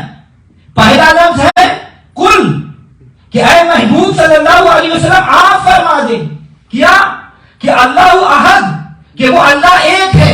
یوں نہیں رب نے فرمایا انا اللہ احد کہ میں اللہ ایک ہوں، بلکہ فرمایا کہ اے محبوب صلی اللہ علیہ وسلم فرما دیجئے کہ اللہ ایک ہے۔ تاکہ نسل انسانیت کو پتہ چل جائے کہ میری توحید کی معرفت کا ذریعہ صرف اور صرف میرا محبوب صلی اللہ علیہ وسلم ہے۔ حضرات گرامی، اس مقام پر میرے سرکار اعلیٰ حضرت عظیم البرکت خاص طور پر ان لوگوں کو مخاطب کر کے فرمایا کہ جو نبی صلی اللہ علیہ وسلم کی ذات کے وسیلے کے منکر ہیں۔ اعلیٰ حضرت فرماتے ہیں اور تم پر میرے آقا کی عنایت نہ سہی، اور تم پر میرے آقا کی عنایت نہ سہی، منکروں کلمہ پڑھانے کا بھی احسان گیا۔ منکروں تم کہتے ہو کہ نبی صلی اللہ علیہ وسلم کسی کو نفع و نقصان نہیں دے سکتے، تم یہ کہتے ہو کہ نبی صلی اللہ علیہ وسلم کسی کو کچھ نہیں دے سکتے، تو ایسا کہنے والوں اور تم پر میرے آقا کی عنایت نہ سہی، اور تم پر میرے آقا کی عنایت نہ سہی، منکروں کلمہ پڑھانے کا بھی احسان گیا، اور آج لے ان کی پناہ، آج مدد مانگ ان سے، آج لے ان کی پناہ، آج مدد مانگ ان سے، پھر نہ مانیں گے قیامت میں اگر وہ مان گیا۔ جان و دل ہوش و خیرت سب تو مدینے پہنچے، جان و دل ہوش و خیرت سب تو مدینے پہنچے، تم نہیں چلتے رضا سارا تو سامان گیا۔ تو حضرات گرامی، اعلیٰ حضرت فرماتے ہیں کہ اے منکرو، یہ بتاؤ یہ جو تم کلمہ پڑھتے ہو، یہ کلمہ تم کو کس نے سکھایا؟ آج جو تم مسلمان کہلاتے ہو اور پڑھتے ہو لا الہ الا اللہ محمد رسول اللہ صلی اللہ علیہ وسلم، یہ کلمہ تم کو کس نے سکھایا؟ آج جو تم مسلمان کہلاتے ہو، افسوس کہ جس کی بدولت تمہیں ایمان ملا، افسوس کہ جس کی بدولت تم نے اللہ تبارک و تعالیٰ کو جانا، افسوس کہ جس نے تمہیں لا الہ الا اللہ پڑھایا اور اس کے مطابق کہتے ہو کہ وہ کسی کو نفع و نقصان نہیں دے سکتے، اس سے بڑھ کر اور تمہیں کیا نفع پہنچائیں گے کہ جب تشریف لائے تو کافروں کو مومن بنا دیا، مشرکوں کو موحد بنا دیا، پلیدوں کو پاک کر دیا، بت پرستوں کو خدا پرست بنا دیا، ڈاکوؤں کو امین بنا دیا، رہزنوں کو رہبر بنا دیا، ارے جو غلاظتوں کے مجسمے تھے انہیں طہارت کا پیکر بنا دیا، اور آنے والی نسلوں کے لیے انہیں مقتدا اور پیشوا بنا دیا۔ تو معلوم ہوا کہ ہم نے اللہ تبارک و تعالیٰ کو جانا ہے تو نبی صلی اللہ علیہ وسلم کے صدقے سے جانا ہے۔ حضرات گرامی، اسی طرح قرآن ہمیں ملا تو حضور صلی اللہ علیہ وسلم کے صدقے سے۔ اس قرآن کو نہ ہم سمجھ سکتے ہیں نہ ہی عمل کر سکتے ہیں جب تک نبی صلی اللہ علیہ وسلم کا دامن نہ تھامے۔ مثلا اللہ تبارک و تعالیٰ قرآن پاک میں ارشاد فرماتا ہے وَأَقِیمُوا الصَّلَاةَ وَآتُوا الزَّکَاةَ، اور نماز قائم کرو اور زکات دیا کرو۔ یہ اللہ تبارک و تعالیٰ نے حکم دیا کہ نماز پڑھو۔ اب کس طرح نماز قائم کریں؟ دن میں کتنی بار نماز پڑھیں؟ اول وقت کون سا ہے؟ آخر وقت کون سا ہے؟ درمیانہ وقت کون سا ہے؟ افضل وقت کون سا ہے؟ مکروہ وقت کون سا ہے؟ پھر فجر میں کتنی رکعتیں ہیں؟ ظہر میں کتنی رکعتیں ہیں؟ عصر میں کتنی رکعتیں ہیں؟ مغرب میں کتنی رکعتیں ہیں؟ پھر کھڑے ہو کر کیا پڑھیں؟ نگاہ کہاں پر رکھیں؟ کھڑے کس طرح ہو؟ رکوع کیسے کریں؟ رکوع میں کتنا جھکنا ہے؟ رکوع میں کیا پڑھیں؟ کتنی بار پڑھیں؟ سجدہ کیسے کریں؟ کتنے اعضاء پر کریں؟ کیا پڑھیں؟ کتنی بار پڑھیں؟ سجدے میں ایک رکعت میں کتنی بار کریں؟ قاعدہ کریں تو کیسے کریں؟ نماز پڑھتے ہوئے کیا کچھ کھا پی لے یا نہ کھائیں؟ نماز کے دوران کچھ بات چیت کر لے یا نہ کریں؟ کوئی سلام کرے تو اس کا جواب دے یا نہ دے؟ دائیں بائیں دیکھ لے یا نہ دیکھیں؟ بولو یہ تمام تفصیل ہمیں قرآن پاک میں ملتی ہے؟ نہیں ملتی، بلکہ یہ سب طریقہ نماز کا ہمیں نبی صلی اللہ علیہ وسلم نے سکھایا ہے۔ جب اللہ تبارک و تعالیٰ نے ہمیں اپنے حبیب پر نماز کا حکم نازل فرمایا وَأَقِیمُوا الصَّلَاةَ، کہ حبیب آپ بھی نماز پڑھیں اور اپنے صحابہ کو بھی نماز پڑھنے کا حکم دے، تو صحابہ اکرام نے عرض کیا یا رسول اللہ صلی اللہ علیہ وسلم ہم کیسے نماز پڑھیں؟ تو آپ صلی اللہ علیہ وسلم نے فرمایا صلوا کما رأیتمونی اصلی، نماز ایسے پڑھو جیسے مجھے پڑھتے دیکھتے ہو۔ تو حضرات گرامی، اچھا یہ تو پتہ چل گیا کہ نماز دن میں 5 ہے، لیکن زکات کب دینی ہے؟ دن میں کتنی مرتبہ دینی ہے؟ دن میں 1 مرتبہ دینی ہے، ہفتے میں یا مہینے میں یا 6 مہینے بعد یا سال میں؟ پھر زکات کس کس چیز پر ہے، کس پر نہیں؟ زکات کی مقدار کتنی ہے؟ $100 پر ہے یا 500 پر ہے؟ بولو یہ تفصیل ہمیں قرآن میں ملتی ہے؟ نہیں ملتی۔ اسی طرح روزے کے مسئلے کو دیکھ لیں، حج کے مسئلے کو دیکھ لیں، طلاق کے مسئلے کو دیکھ لیں، تجارت کے مسئلے کو دیکھ لیں، کاروبار کے مسئلے کو دیکھ لیں، لین دین کے مسئلے کو دیکھ لیں، اللہ تعالیٰ قرآن پاک میں ارشاد فرماتا ہے وَسَارِقُ وَسَارِقَةُ، چوری کرنے والا مرد ہو یا عورت، اس کا ہاتھ کاٹ دو۔ اللہ تبارک و تعالیٰ نے حکم دے دیا۔ اب یہ نہیں بتایا کہ کتنی چوری پر ہاتھ کاٹنا ہے۔ $1 کی بھی چوری ہوتی ہے، $50 کی بھی چوری ہوتی ہے، 1000 کی بھی چوری ہوتی ہے، 10,000 کی بھی چوری ہوتی ہے۔ تو 10,000 جو چوری کرے اس کا ہاتھ کتنا کاٹے؟ جو 500 چوری کرے اس کے ہاتھ کتنے کاٹے؟ اور کون سا ہاتھ کاٹے؟ کس چیز سے کاٹے؟ کتنا کاٹے؟ پہلی مرتبہ چوری کرے تو کتنا کاٹے؟ دوسری مرتبہ چوری کرے تو کتنا کاٹے؟ جب ہاتھ کاٹے تو پھر اس کے ساتھ کیا کرے؟ کوئی مرہم پٹی کرے یا ویسے ہی چھوڑ دے؟ بولو یہ تفسیر ہمیں قرآن پاک سے ملتی ہے؟ ملتی ہے؟ نہیں ملتی۔ یہ تمام باتیں میں نے بطور نمونہ آپ کی خدمت میں پیش کی ہے۔ اگر اللہ تبارک و تعالیٰ چاہتا تو تمام باتوں کی تفسیر قرآن پاک میں کھول کر بیان نہیں کر سکتا تھا، تاکہ کوئی چیز ہمیں کسی سے پوچھنی نہ پڑے، بیان کر سکتا تھا، کیونکہ وہ علی کل شیء قدیر ہے۔ لیکن پھر بھی اللہ تبارک و تعالیٰ نے تفصیل بیان نہیں کی۔ کیوں؟ اس لیے کہ اگر میں نے تمام کی تمام تفصیل بیان کر دی تو کہیں یہ لوگ میرے حبیب صلی اللہ علیہ وسلم صاحب قرآن سے بے پرواہ نہ ہو جائیں، بے نیاز نہ ہو جائیں، اور یہ نہ کہہ دے کہ ہمیں بس قرآن مل گیا ہے، ہمیں صاحب قرآن کی کوئی ضرورت نہیں، بلکہ قیامت تک جب تک خدا کے قرآن کے محتاج رہیں گے تو ساتھ ساتھ میرے حبیب صلی اللہ علیہ وسلم کے بھی محتاج رہیں گے، تاکہ قیامت تک دنیا والوں کو یہ پتا چل جائے کہ قرآن پاک پر عمل ہو سکتا ہے، قرآن پاک کو سمجھا جا سکتا ہے، تو اس کی بدولت ہی ہو سکتا ہے جس کے صدقے ہمیں یہ قرآن پاک ملا ہے۔ تو معلوم ہوا کہ قرآن پاک ہمیں ملا ہے تو حضور صلی اللہ علیہ وسلم کی بارگاہ سے قرآن پاک پر عمل بھی ہو سکتا ہے، تو بھی حضور صلی اللہ علیہ وسلم کے صدقے۔ حضرات گرامی، اب آگے نماز پر عمل کرنے کا طریقہ دیکھیں۔ ایمان کے بعد توجہ چاہوں گا، ایمان کے بعد سب سے بڑا عمل، سب سے بڑا فریضہ کون سا ہے؟ نماز ہے۔ اب آپ نماز پڑھنے کے لیے کھڑے ہوئے، بدن بھی پاک ہے، کپڑا بھی پاک ہے، نماز کی شرائط بھی پائی گئی، جگہ بھی پاک ہے، قبلہ کی طرف منہ بھی کر لیا، وقت بھی نماز کا ہے، نیت بھی کر لی۔ اب آپ نے دستور کے مطابق نماز پڑھنی شروع کر دی، اللہ اکبر، پھر ثنا پڑھی، پھر فاتحہ پڑھی، پھر سورت پڑھی، پھر تکبیر کہہ کر رکوع کیا، رکوع کی تسبیح پڑھی، سبحان ربی العظیم، پھر آپ سمی اللہ لمن حمیدہ کہہ کر کھڑے ہو گئے اور آپ نے ربنا ولک الحمد کہہ کر، پھر اس کے بعد تکبیر کہہ کر سجدے میں چلے گئے، سجدے کی تسبیح یعنی سبحان ربی الاعلی پڑھی۔ اس طرح آپ دستور کے مطابق نماز پڑھتے رہے، قاعدہ کیا، یعنی التحیات پر بیٹھ گئے اور التحیات پڑھی، التحیات للہ والصلوات والطیبات، میری ہر قسم کی بدنی، مالی، جسمانی، قولی عبادت اللہ ہی کے لیے ہے۔ اللہ کے حضور آپ نے اپنی عبادتیں بھی پیش کر دی۔ اتنا پڑھ کر اگر آپ سلام پھیر دیں تو بتائیں نماز ہوگی کہ نہیں؟ نماز ہوگی کہ نہیں ہوگی؟ کیوں نہیں ہوگی؟ ذرا سوچئے، کہ آپ کا بدن پاک نہیں؟ پاک ہے۔ کہ آپ کے کپڑے پاک نہیں؟ کپڑے بھی پاک ہیں۔ کیا آپ نے وضو نہیں کیا؟ وضو بھی کیا ہے۔ کیا نماز کا وقت نہیں ہے؟ نماز کا بھی وقت ہے۔ کیا قبلہ شریف کی طرف منہ نہیں کیا؟ منہ قبلہ شریف کی طرف بھی ہے۔ کیا آپ کی نیت درست نہیں؟ نیت بھی درست ہے۔ کیا آپ اللہ تعالیٰ کے حضور ہاتھ باندھ کر کھڑے نہیں ہوئے؟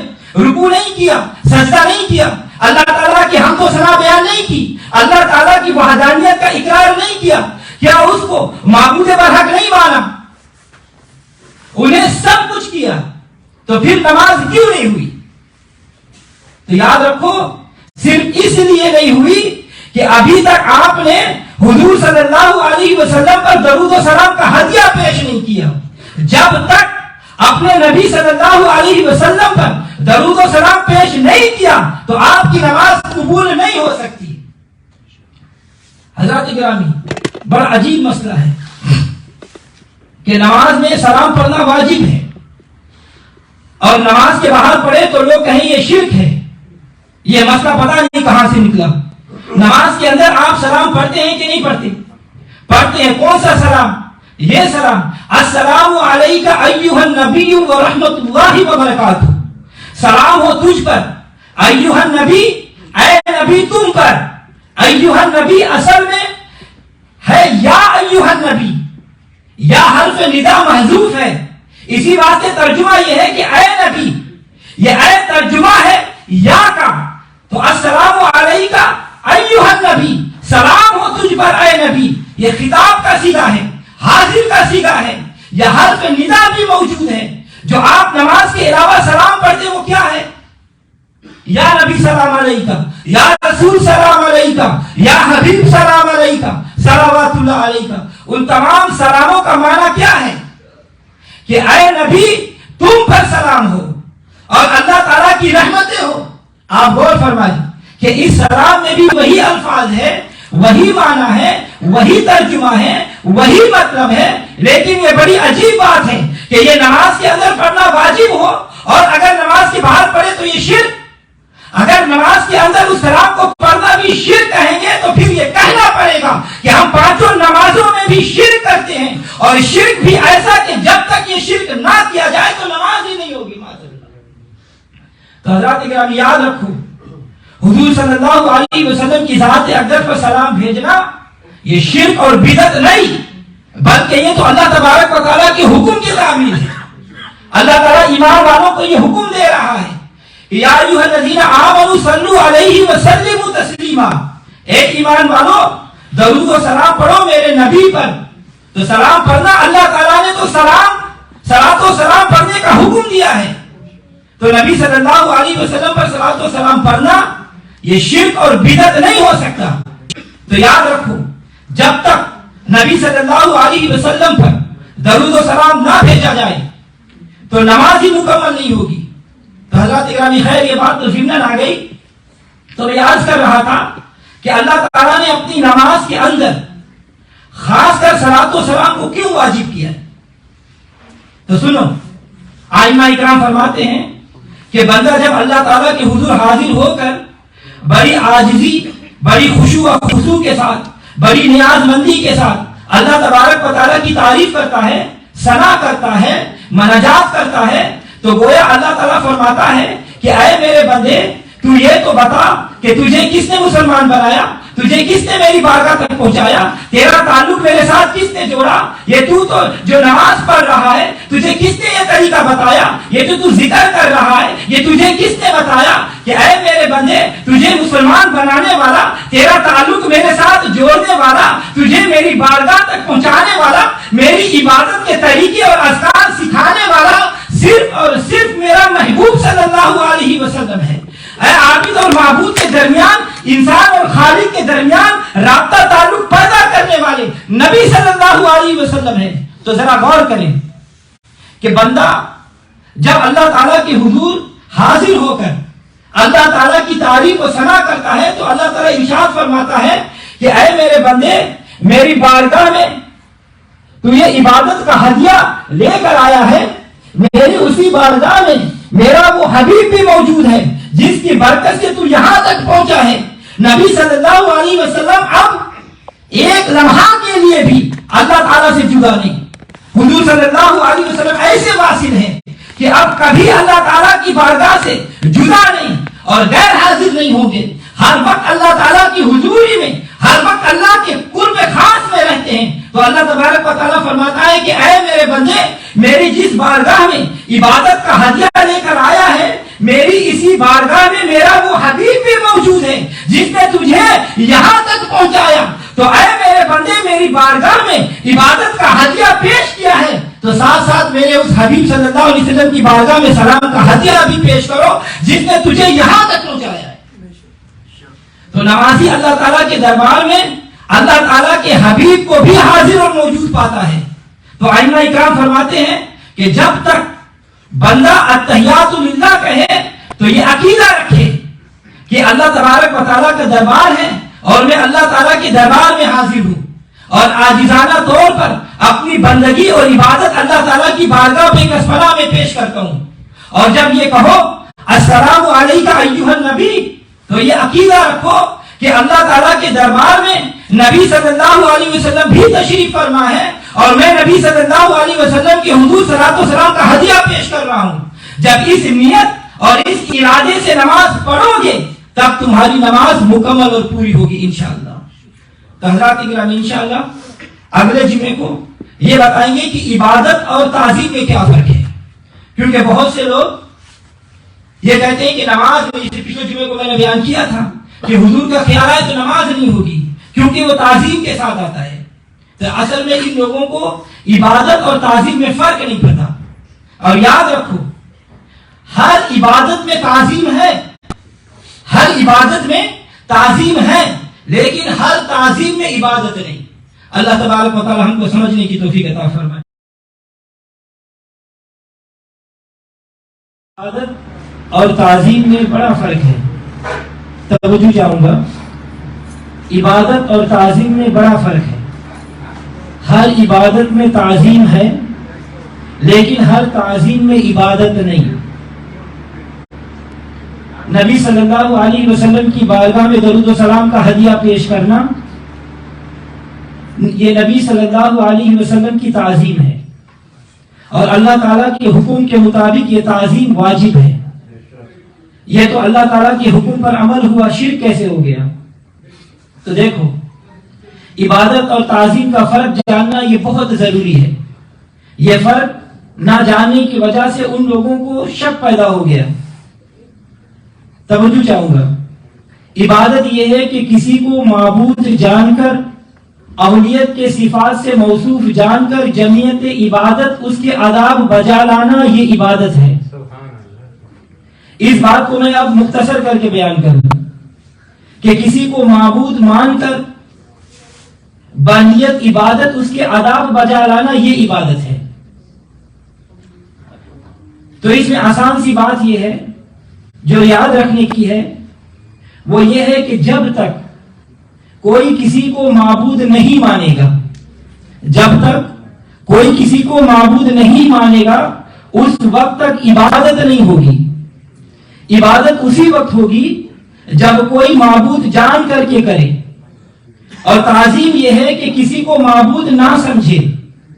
نبی ہو تو اسے نبی سمجھے، ولی ہو تو اسے ولی جانے، پیر و مرشد ہے تو اسے پیر و مرشد سمجھے، استاد ہے تو اسے استاد سمجھے، ماں باپ ہے تو انہیں والدین سمجھے. یعنی جو اس کی اصل حیثیت ہے اس کو اس حیثیت کے مطابق بانیت تعظیم و احترام، اس کے آداب بجا لانا، یہ ہے تعظیم.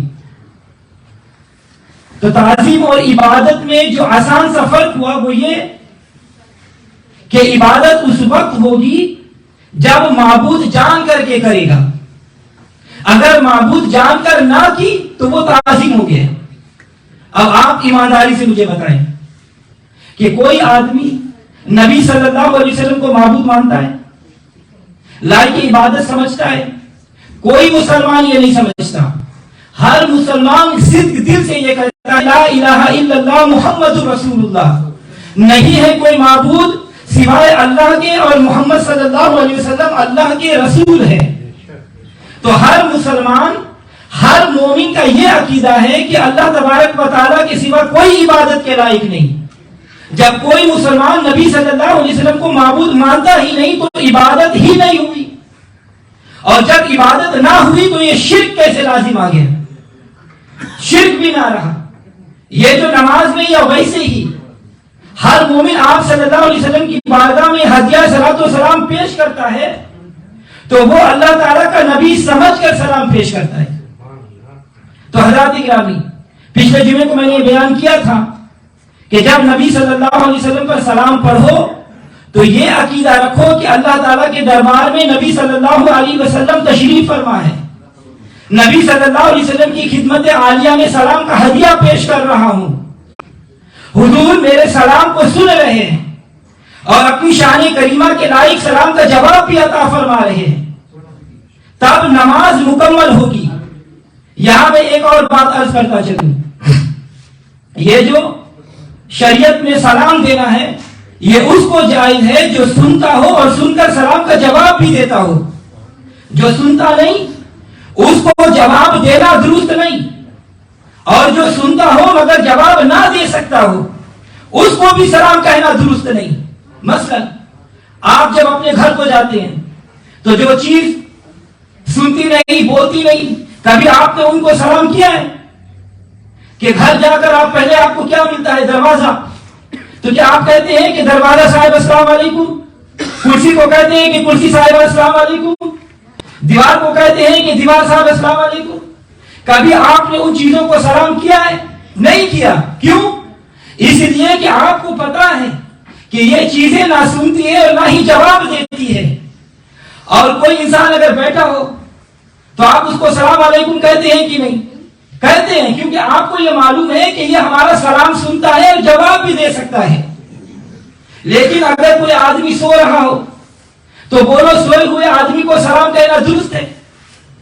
کوئی شخص سو رہا ہو اور آپ اس کے پاس کھڑے ہو جائیں اور کہیں کہ بھائی السلام علیکم، تو بولو وہ جواب دے گا؟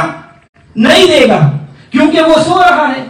تو معلوم ہوا کہ سوئے ہوئے کو سلام کہنا یہ درست نہیں، کیونکہ وہ سنتا نہیں، اور جب سنتا نہیں تو سلام کا جواب بھی درست نہیں.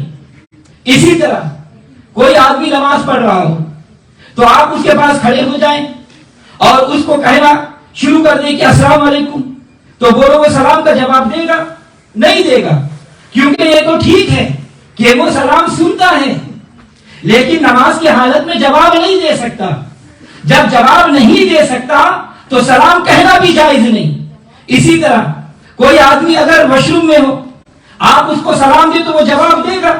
نہیں دے گا، کیونکہ واش روم کی حالت میں جواب دینا درست نہیں. حالانکہ وہ سن رہا ہے لیکن جواب نہیں دے گا.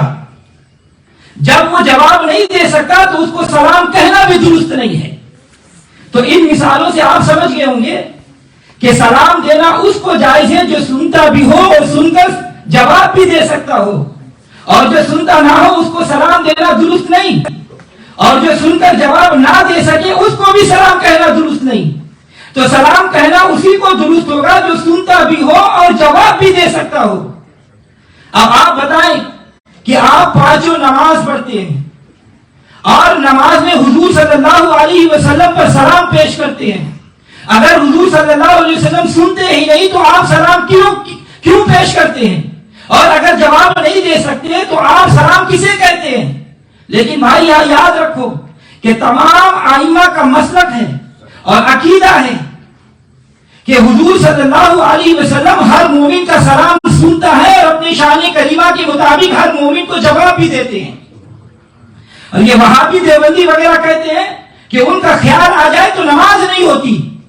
لیکن دنیا کی تمام جمہور علماء اکرام فرماتے ہیں کہ نبی صلی اللہ علیہ وسلم کا خیال دل میں رکھ کر نبی صلی اللہ علیہ وسلم پر درود و سلام پڑھو، انشاءاللہ وہ سنتے ہیں اور جواب بھی مرمت فرماتے ہیں. کسی محبت والے نے اس مقام پر کیا اچھا شعر کہا، وہ کہتے ہیں کہ اصل نماز ہے یہی، روح نماز ہے یہی، اصل نماز ہے یہی، روح نماز ہے یہی، میں تیری روبرو رہوں آقا تو میرے روبرو ہے.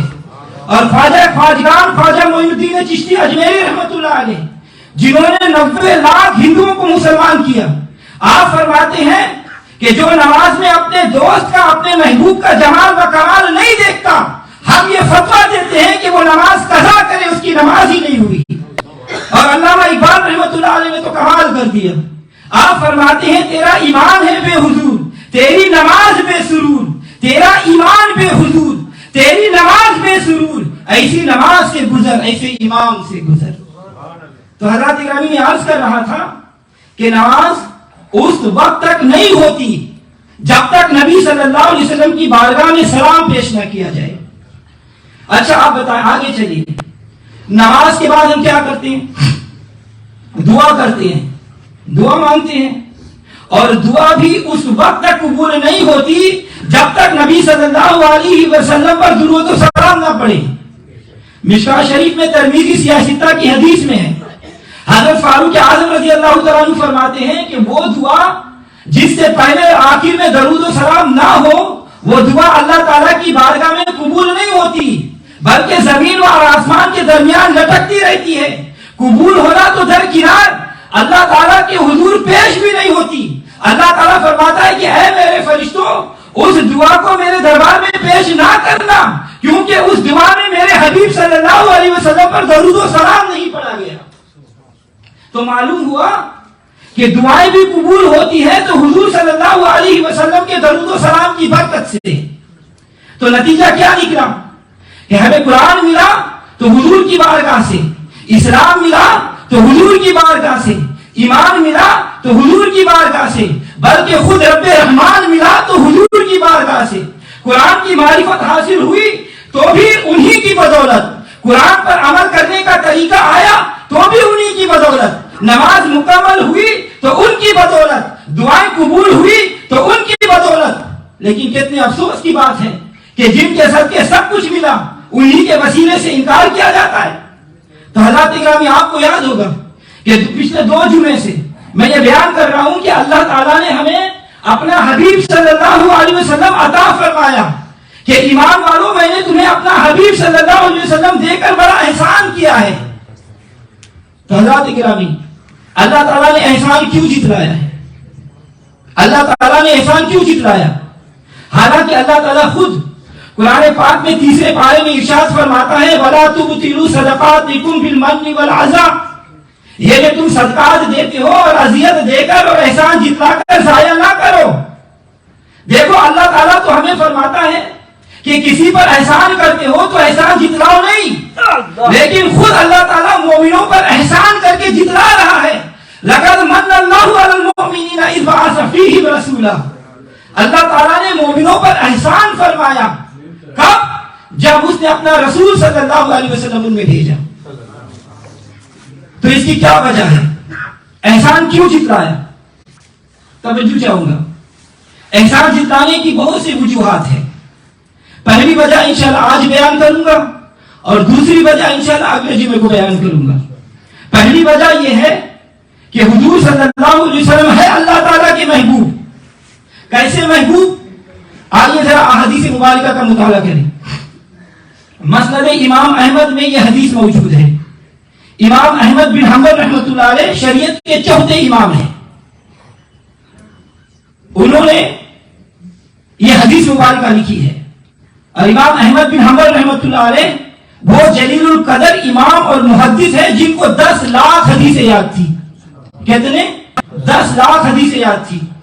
وہ لکھتے ہیں کہ نبی صلی اللہ علیہ وسلم کے جلیل القدر صحابی حضرت حذیفہ رضی اللہ تعالیٰ عنہ فرماتے ہیں کہ ایک مرتبہ نبی صلی اللہ علیہ وسلم نے دوران نماز طویل سجدہ کیا، اتنا طویل کہ صحابہ اکرام نے سمجھا کہ نبی صلی اللہ علیہ وسلم کی مقدس روح مبارک قبض کر لی گئی ہے اور حضور صلی اللہ علیہ وسلم کا وصال مبارک ہو گیا ہے۔ مگر کافی دیر کے بعد نبی صلی اللہ علیہ وسلم نے اپنا سر انور سجدے سے اٹھایا، نماز ختم ہو گئی تو صحابہ اکرام نے عرض کیا یا رسول اللہ صلی اللہ علیہ وسلم کیا بات تھی، آپ نے اتنا لمبا سجدہ فرمایا؟ تو حضور صلی اللہ علیہ وسلم مبارک نے ارشاد فرمایا کہ اے میرے غلاموں، اے میرے صحابہ، جب میں نے دوران نماز اپنا سر اللہ کی بارگاہ میں زمین پر سجدے کی حالت میں رکھا تو میرے رب نے مجھ سے مشورہ فرمایا کہ میرے حبیب قیامت کے دن میں تیری امت کے ساتھ کیا سلوک کروں؟ تو میں نے عرض کیا مولا کریم، یہ بندے تیرے ہیں اور یہ تیری مخلوق ہے، جو آپ کا دل چاہے، جو تیری طبیعت مانے ایسا سلوک فرما۔ اللہ تعالیٰ نے پھر مجھ سے مشورہ مانگا کہ محبوب، تم میرے محبوب ہو، یہ تمہاری امت ہے، آخر تمہاری بھی تو کوئی مرضی ہوگی، بتاؤ تمہاری امت سے کیسا سلوک کیا جائے؟ تو آپ صلی اللہ علیہ وسلم مبارک نے فرمایا کہ یا اللہ، میں تو یہی کہوں گا کہ تو ان کا رب ہے، وہ تیرے بندے ہیں، جو تو چاہے، میری مرضی بھی وہی ہے جو تیری رضا ہے۔ تو اللہ تعالیٰ نے تیسری مرتبہ پھر مجھ سے مشورہ مانگا تو میں نے پھر یہی الفاظ دہرائے۔ آخر چوتھی مرتبہ اللہ تبارک و تعالیٰ نے فرمایا اے میرے محبوب، قیامت کے دن ہم تیری امت کے بارے میں غمگین نہیں کریں گے، بلکہ میرے محبوب قیامت کے دن تیری امت کے ساتھ وہی سلوک کریں گے جو تیری رضا ہوگی۔ پھر اللہ تبارک و تعالیٰ نے فرمایا کہ اے محبوب، قیامت کے دن تیری امت میں سے خدا بغیر حساب و کتاب کے 70,000 انسانوں کو جنت میں داخل فرما دوں گا، اور محبوب ان 70,000 میں سے ہر ایک کے ساتھ 70,000 اور لوگ بھی تیری امت میں سے بغیر حساب و کتاب کے جنت میں داخل فرما دوں گا۔ تو اس حدیث مبارکہ سے نبی پاک صلی اللہ علیہ وسلم کی محبوبیت کی جھلک تو دیکھیے. آئیے دوسری حدیث مبارکہ سنیں. مسلم شریف میں، بخاری شریف میں سیاستہ میں حدیث موجود ہے. آپ صلی اللہ علیہ وسلم مبارک نے فرمایا کہ میں نیند کے حالت میں تھا، میرے پاس زمین کے خزانوں کی چابیاں لائی گئی اور میرے ہاتھوں میں رکھ دی گئی. مشکاۃ شریف میں حدیث موجود ہے. حضرت جابر رضی اللہ تعالیٰ عنہ فرماتے ہیں کہ نبی صلی اللہ علیہ وسلم مبارک نے فرمایا کہ جبریل علیہ السلام ایک ابلک گھوڑے پر دنیا کے خزانوں کی چابیاں لاد کر لے کر آئے. ان کنجیوں پر ریشمی چادر پڑی ہوئی تھی اور پوری دنیا میرے سپرد کر دی گئی. اور حضرت صوبان رضی اللہ تعالیٰ عنہ فرماتے ہیں کہ نبی صلی اللہ علیہ وسلم نے فرمایا کہ اللہ تعالیٰ نے میرے لیے تمام زمین سمیٹ دی گئی تو میں نے اس کے مشرق اور مغرب دیکھے اور مجھے 2 خزانے دیے گئے، سرخ اور سفید، یعنی سونا اور چاندی. حضرت عبداللہ بن عمر رضی اللہ تعالیٰ عنہ فرماتے ہیں کہ نبی صلی اللہ علیہ وسلم نے فرمایا کہ مجھے ہر چیز کی کنجیاں دے دی گئی. تو حضرات اکرام توجہ چاہوں گا. ہو سکتا ہے کہ یہاں پر کوئی اعتراض کرے کہ بھائی یہ تو خواب کی بات ہے اور خواب میں بندہ کیا کیا نہیں دیکھتا، تو اس میں نبی صلی اللہ علیہ وسلم کا کیا کمال ہے، لہذا یہ حدیث قابل اعتماد نہیں.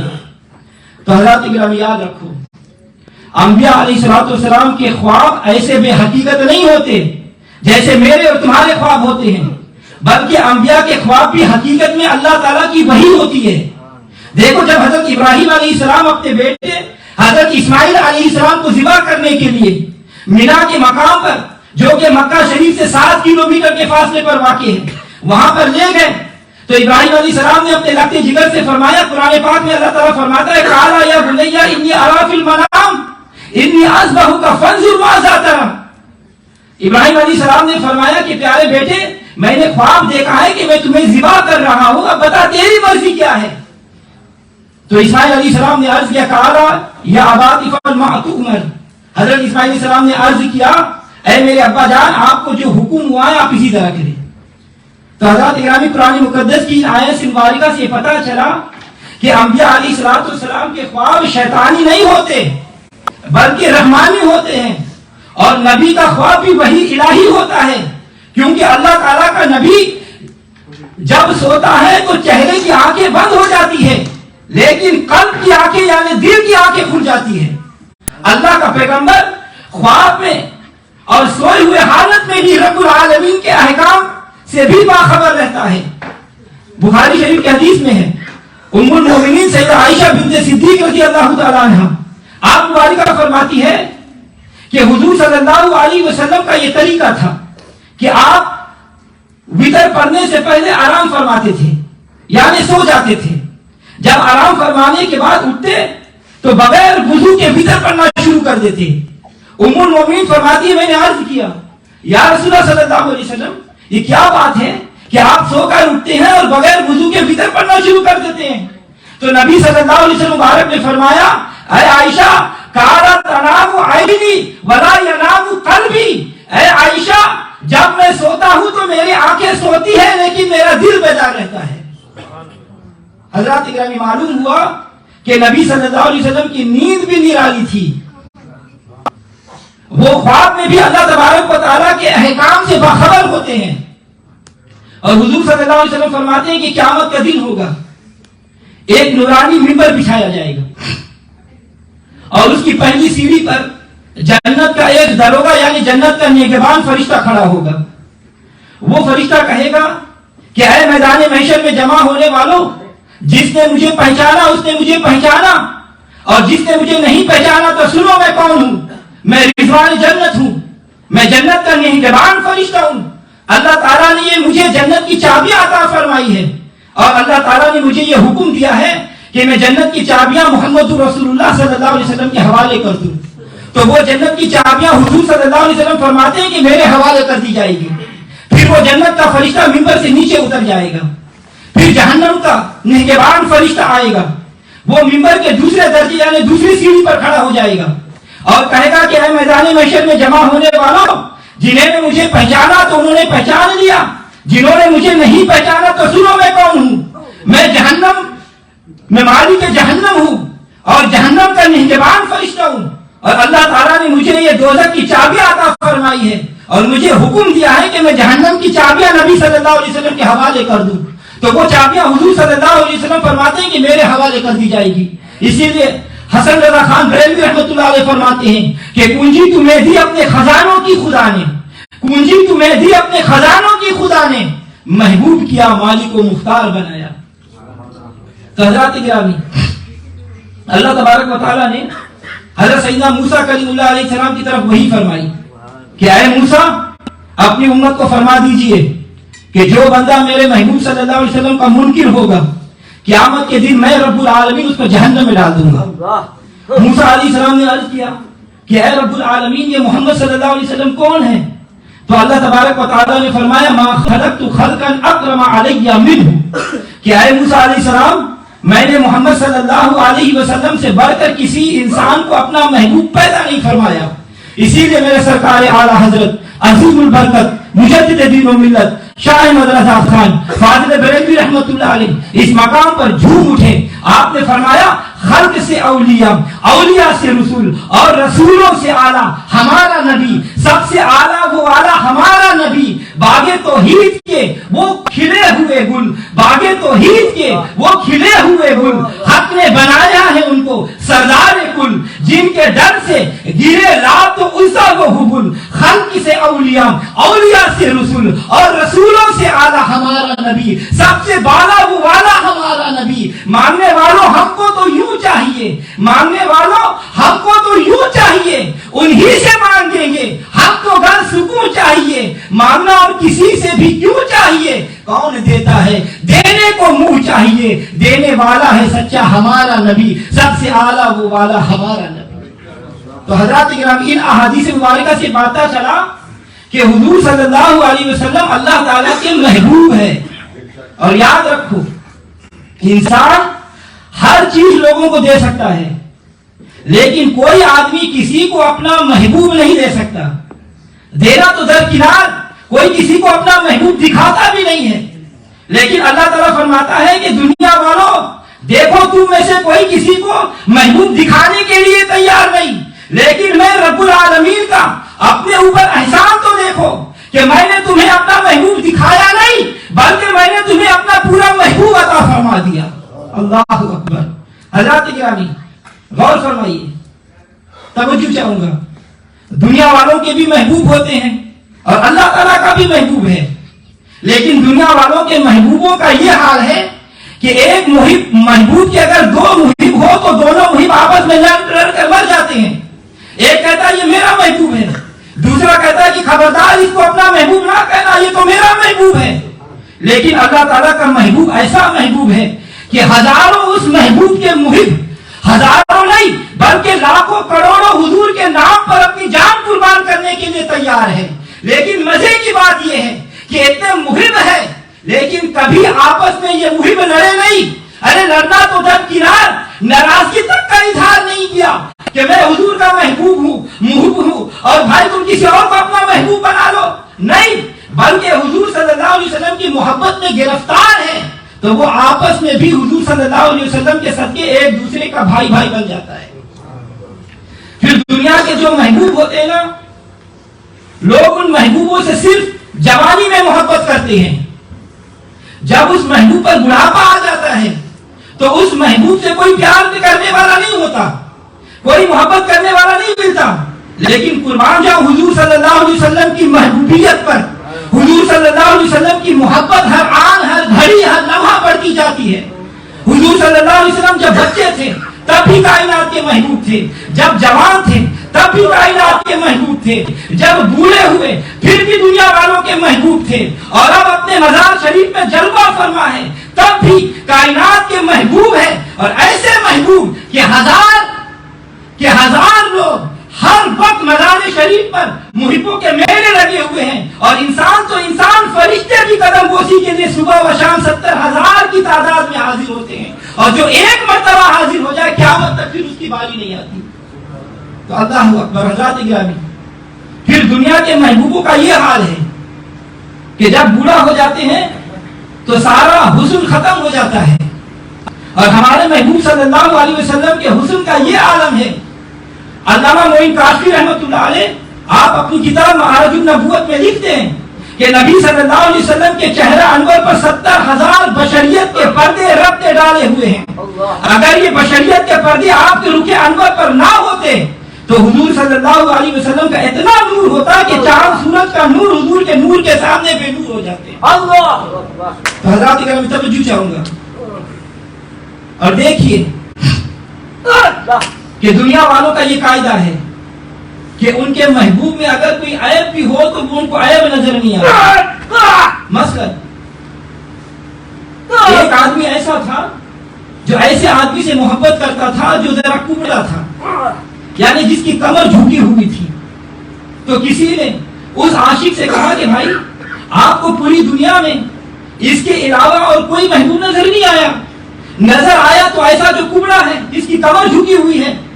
تو اس محب نے جلدی سے گلاب کا پھولوں کا ہار لے کر اپنے محبوب کبڑے کے گلے میں ڈال دیا اور اعتراض کرنے والوں سے کہنے لگا کہ بھائی تمہیں کیا معلوم کہ میرے محبوب کی کمر اتنی نازک ہے کہ پھولوں کا ہار کا بوجھ بھی برداشت نہیں کر سکتی. حضرات اکرامی توجہ چاہوں گا کہ اس محبوب کبڑے کا کوئی اس محب کو نظر نہیں آیا. کیوں؟ اس لیے کہ وہ اس کبڑے سے سچی محبت کرتا تھا. لیکن ہمارا محبوب صلی اللہ علیہ وسلم اللہ اکبر محبوب تو ہے ہی بے عیب. اسی لیے حضرت حسان بن ثابت رضی اللہ تعالیٰ عنہ فرماتے ہیں خلقت مبرئا من کل عیب, یا رسول اللہ صلی اللہ علیہ وسلم میرے آقا اللہ تعالیٰ نے آپ کو ہر عیب سے پاک اور بری پیدا فرمایا ہے. تو حضرات اکرامی معلوم ہوا کہ نبی صلی اللہ علیہ وسلم اللہ تبارک و تعالیٰ کے محبوب ہیں اور محبوب دیے نہیں جاتے, لیکن اللہ تعالیٰ نے اپنا محبوب ہمیں دے کر ہم پر احسان کیا. تو یہ پہلی وجہ تھی. اور دوسری وجہ انشاءاللہ اگلے جمعے کو بیان کریں گے. جو بیان ہوا اللہ تبارک و تعالیٰ اس پر عمل کرنے کی توفیق عطا فرمائے. ہم سب کو مذہب حق اہل سنت و جماعت پر قائم اور دائم رکھیں.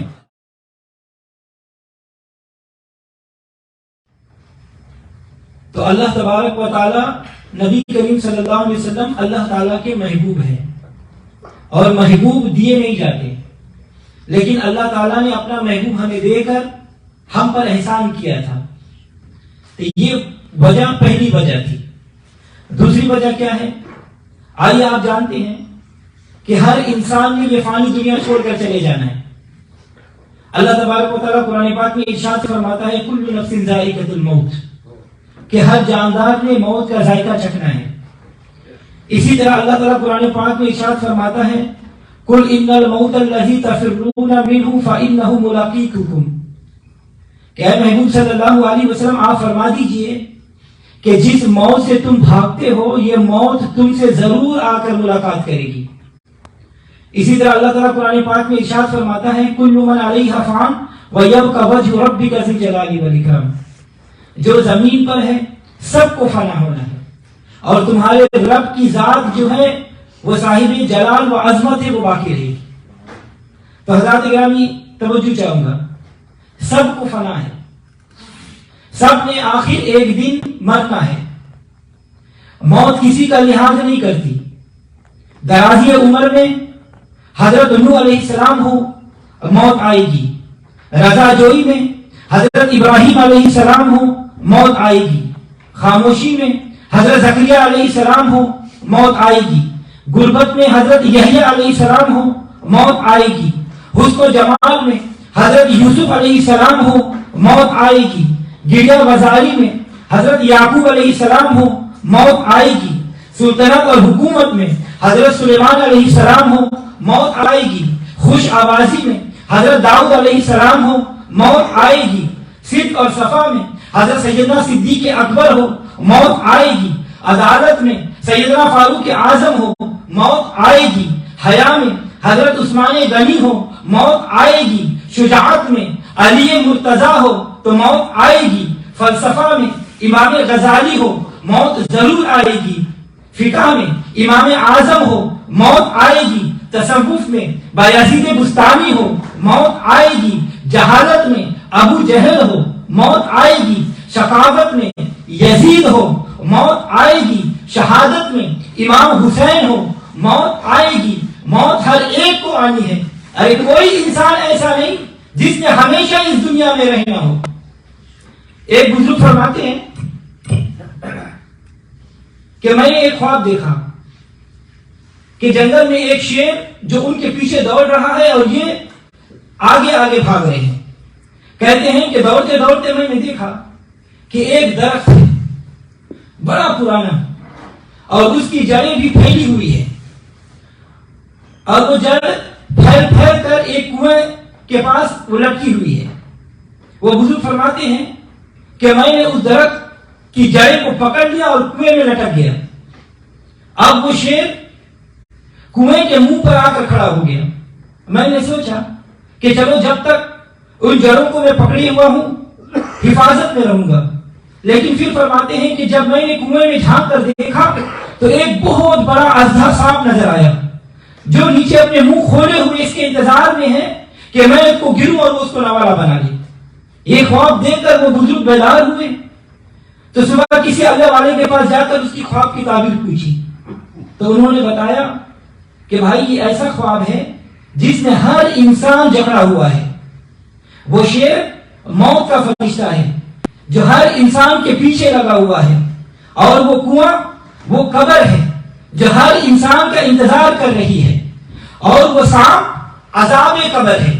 معلوم ہوا کہ ہر انسان نے مرنا ہے لیکن افسوس کہ ہم دنیا کے چکروں میں ایسے پھنسے ہوئے ہیں کہ ہمیں موت یاد تو کیا موت کا کبھی خیال تک نہیں آیا. یاد رکھو کہ یہ دنیا ہمیں قبر میں کام نہیں آئے گی بلکہ یہ سب کچھ یہی کا یہی رہ جائے گا. نبی صلی اللہ علیہ وسلم نے ارشاد فرمایا کہ جس انسان کا دل سخت ہو تو وہ مرنے والے کا چہرہ دیکھ لے اس کا دل نرم ہو جائے گا اور وہ تصور کرے کہ جس طرح یہ مر گیا ہے اسی طرح ایک دن میں نے بھی اس دنیا کو چھوڑ کے چلے جانا ہے تو اس کا دل نرم ہو جائے گا. اگر کوئی دشمن مر جائے تو اس کی موت پر بھی افسوس ہی کرنا چاہیے, خوشی نہیں کرنی چاہیے, کیونکہ مرنا تو بہرحال سب نے ہے, چاہے وہ دشمن ہو یا دوست ہو. موت تو ہر ایک کے پیچھے لگی ہوئی ہے. دیکھو جب موت آتی ہے تو پھر گھر والے کیا کرتے ہیں؟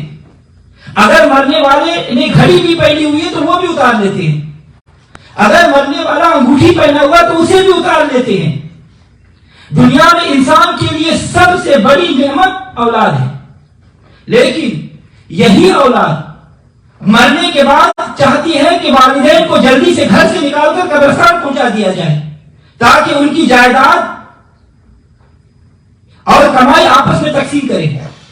معلوم ہوا کہ موت سے تمام دنیاوی نعمتیں انسانی چھن جاتی ہے, اولاد چھوٹ جاتی ہے, والدین چھوٹ جاتے ہیں, گھر بار چھوٹ جاتا ہے, دوست احباب چھوٹ جاتے ہیں, حتیٰ کہ دنیا کی نعمتیں چھوٹ جاتی ہے.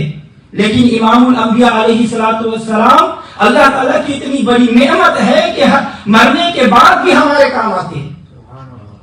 تو حضرات گرامی, ہندوستان میں مشہور شہر ہے دلی. وہاں ایک ہندو رہتا تھا جس کا نام تھا دلو رام کوسری. وہ تھا تو ہندو لیکن نعتیں لکھتا تھا. ہمارے پیارے نبی صلی اللہ علیہ وسلم کی نعتیں لکھتا اور مسلمانوں کے جلسوں میں نعتیں پڑھتا تھا. بہت بڑا شاعر تھا. جب اس کی موت کا وقت قریب آیا تو اس کی روح نہیں نکلتی تھی, تو ان کے گھر والوں نے کہا کہ دلو رام تیری روح نہیں نکلتی, تو انہونی کہہ لے. ہندو لوگ ہمارے کلمہ شریف کو انہونی کہتے ہیں تاکہ تیری روح آسانی سے نکل جائے. تو دلو رام نے گھر والوں کو کہا کہ اچھا تم لوگ میرے کمرے سے باہر چلے جاؤ. تمام ہندو اس کے کمرے سے باہر چلے گئے, کمرہ بند کر دیا. تھوڑی دیر گزری کہ ہندو نے کیا دیکھا کہ جس کمرے میں دلو رام لیٹا ہوا تھا وہ کمرہ نور سے منور ہو گیا, کیونکہ دلو رام کے کمرے میں امام الانبیاء علیہ السلام تشریف لائے ہوئے تھے اور فرما رہے تھے کہ اے دلو رام کوثری, تو نے ساری عمر ہماری نعتیں پڑھی ہے, ہماری نعتیں لکھی ہے, جلدی کر اور میرا کلمہ بھی پڑھ لے, میں تمہیں کلمہ پڑھا کے جنت کا وارث بنانے آیا ہوں. تو اس نے کلمہ شریف پڑھا اور مسلمان ہو گیا. نعرہ تکبیر, نعرہ رسالت, نعرہ رسالت.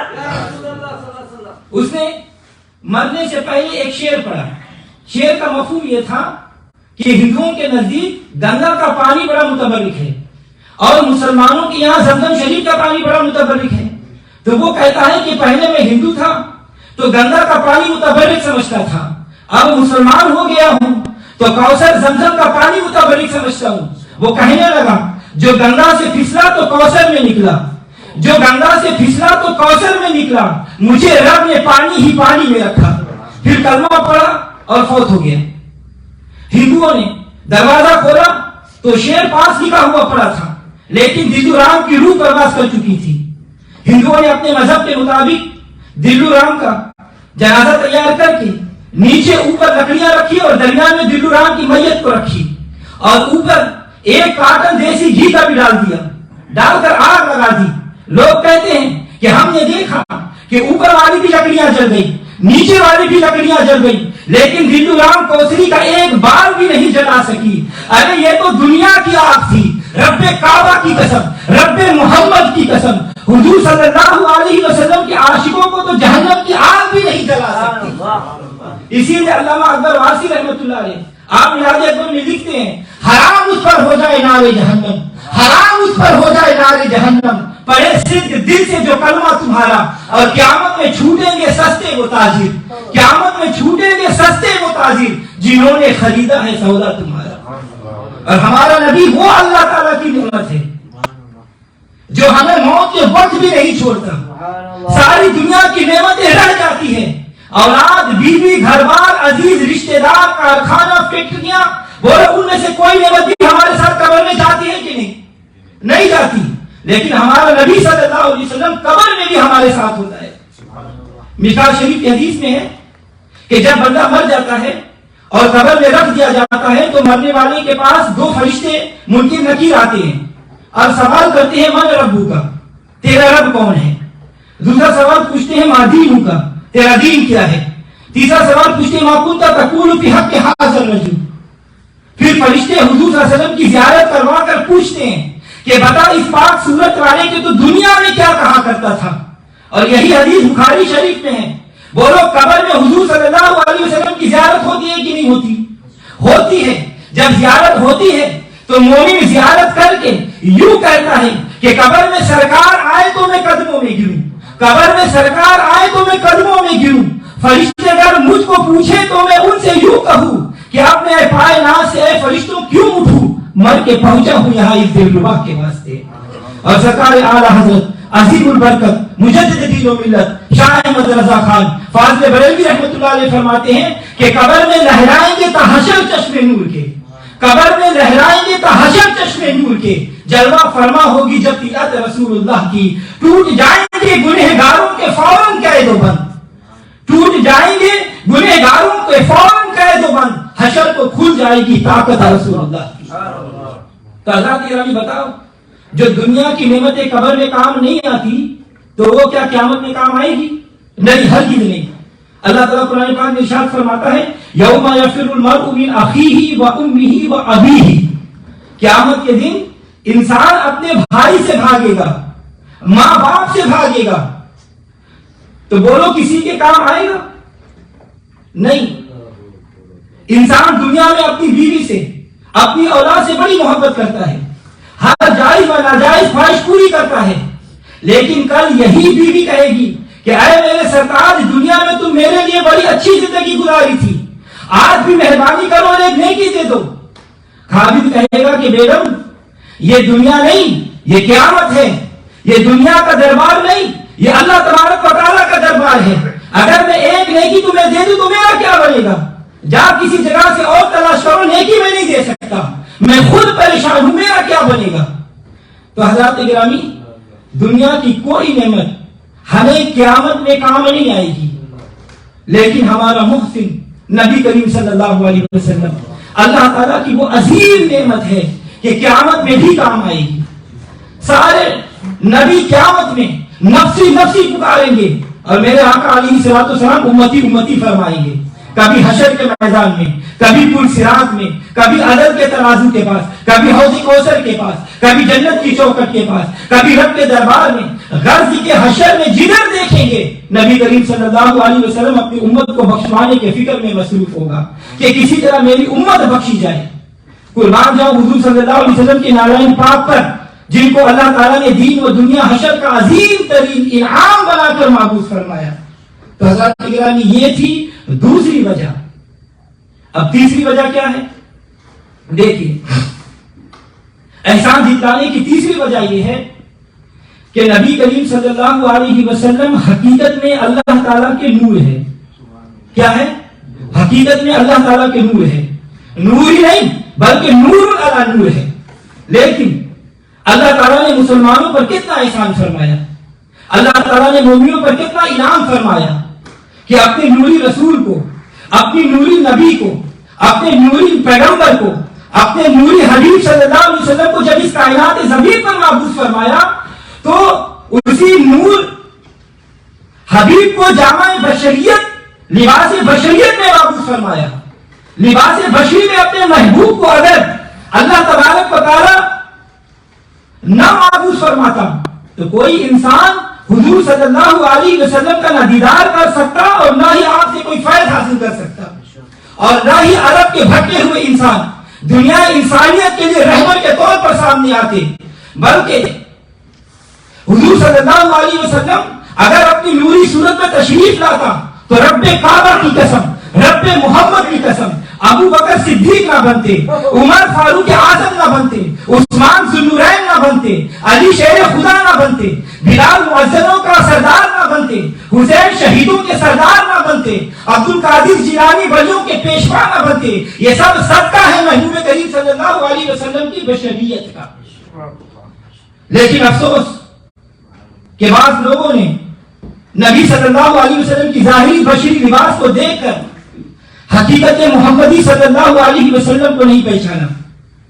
ایسے ہی جیسے چوروں نے محمود غزنوی رحمۃ اللہ علیہ کو سادے لباس میں دیکھ کر اپنا جیسا سمجھ لیا. مولانا جلال الدین رومی رحمۃ اللہ علیہ, مولانا روم رحمۃ اللہ علیہ مثنوی شریف میں محمود غزنوی رحمۃ اللہ علیہ اور چوروں کے واقعات کو بڑے اچھے انداز میں بیان کرتے ہیں.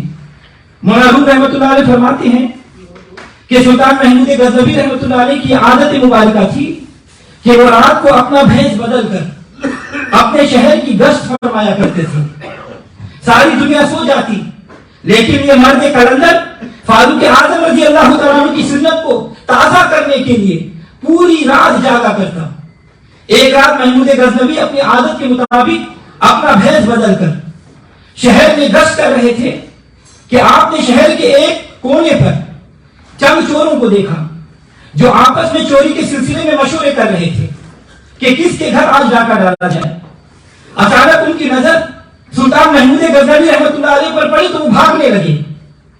تو سلطان محمود غزنوی رحمۃ اللہ علیہ نے دیکھا یہ تو ہاتھ سے نکل جائے گا, تو آپ نے دور سے فرمایا کہ اے اللہ کے بندو ٹھہرو, انا بشر مثلکم. چوروں نے جب یہ آواز سنی تو وہ انا بشر مثلکم کا یہی معنی سمجھ بیٹھے کہ یہ بھی کوئی ہمارے جیسا چور ہے. چنانچہ وہ اس غلط ترجمہ پر مطمئن ہو کر رہ گئے, رک گئے. ادھر سلطان محمود بھی تشریف لے آئے کہ دیکھا کہ وہ چار چور ہیں. سلطان نے ان سے پوچھا کہ بھائی تم مجھے دیکھ کر بھاگے کیوں تھے؟ وہ بولے کہ ہم نے سمجھا کہ کوئی سپاہی ہے یا کوئی چوکیدار ہے, اس لیے ہم نے بھاگنے کی کوشش کی. سلطان محمود نے فرمایا پھر ٹھہر کیوں گئے, رک کیوں گئے؟ تو وہ بولے جب تم نے یہ کہا کہ انا بشر مثلکم, سلطان نے فرمایا کہ تم نے اس کا کیا مقصد سمجھا؟ تو چور بولے کہ یہی تم بھی ہماری مثل چور ہو. تو حضرات گرامی توجہ چاہوں گا غلط ترجمے کا کتنا نقصان ہوتا ہے. بہرحال سلطان نے پھر ان سے پوچھا کہ تم آدھی رات کے وقت گھر سے کیوں نکلے ہو؟ تو وہ بولے کہ اسی غرض کے لیے جس غرض کے لیے تم نکلے ہو. تو حضرات گرامی دیکھیے ان لوگوں کو غلط فہمی, ان چوروں نے سمجھا کہ ہم چوری کی غرض سے نکلے ہیں تو یہ بھی چوری کی غرض سے نکلا ہے. حالانکہ حضرات گرامی گھر سے تو وہ بھی نکلے تھے, گھر سے یہ بھی نکلے تھے, لیکن ان کا نکلنا اور مقصد کے لیے تھا. وہ چوری کرنے کے لیے نکلے تھے اور یہ نکلے تھے تو رعیہ کی حفاظت کرنے کے لیے نکلے تھے. بالکل اسی طرح ہم بھی کھاتے پیتے ہیں اور ہمارے نبی صلی اللہ علیہ وسلم نے بھی کھایا, لیکن ہمارے کھانے کا مقصد اور ہے اور حضور صلی اللہ علیہ وسلم کے کھانے کا مقصد اور ہے. ہم کھاتے ہیں پیتے ہیں جینے کے لیے. حضور صلی اللہ علیہ وسلم مبارک نے کھایا پیا ہم کو کھانا پینا سکھانے کے لیے.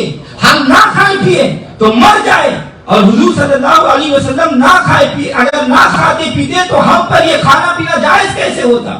اور کھانے پینے کے آداب کون سکھاتا؟ بس حضور صلی اللہ علیہ وسلم نے بھی کھایا پیا اور ہم نے بھی کھایا پیا, لیکن فرق بڑا ہے. کتنا بڑا فرق ہے؟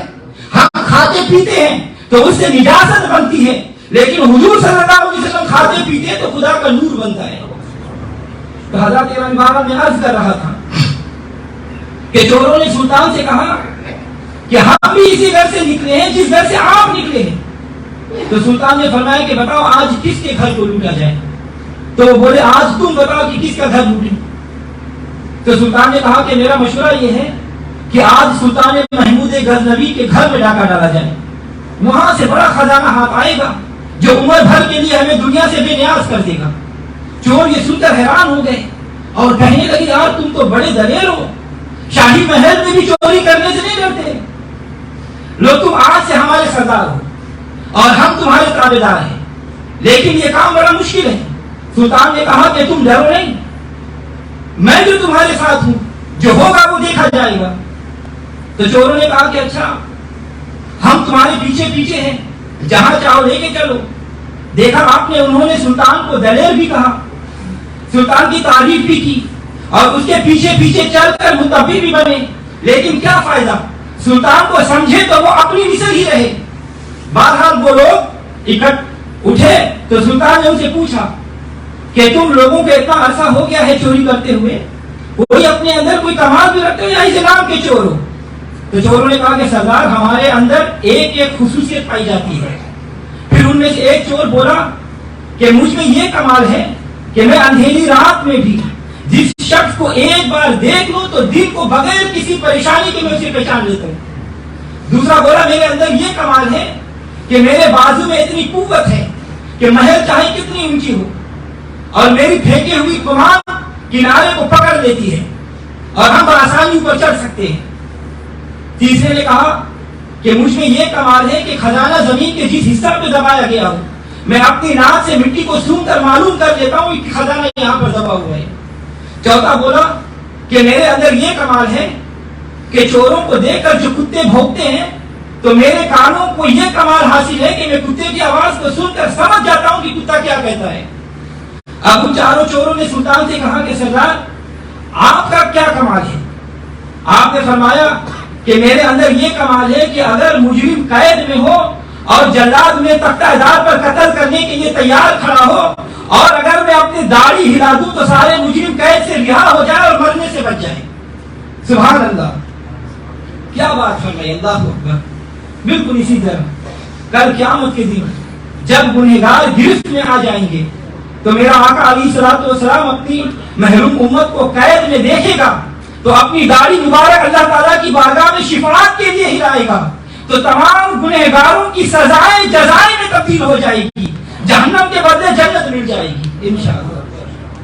تو چوروں نے جب سلطان کا یہ کمال سنا تو سب نے ایک زبان ہو کر کہا وہ کیا کمال ہے, واقعی تمہارا کمال سب سے بڑا کمال ہے, اسی لیے ہم نے تمہاری سرداری کو متفقہ طور پر قبول کر لیا ہے اور تیرا وجود ہماری رہائی کا ضامن ہوگا. اب سب آگے چلے. راستے میں ایک کتے نے انہیں دیکھ کر بھونکنا شروع کر دیا. وہ چور جسے کتے کی آواز سمجھنے کا کمال حاصل تھا اس سے پوچھنے لگے کہ بتا یہ کتا کیا کہہ رہا ہے.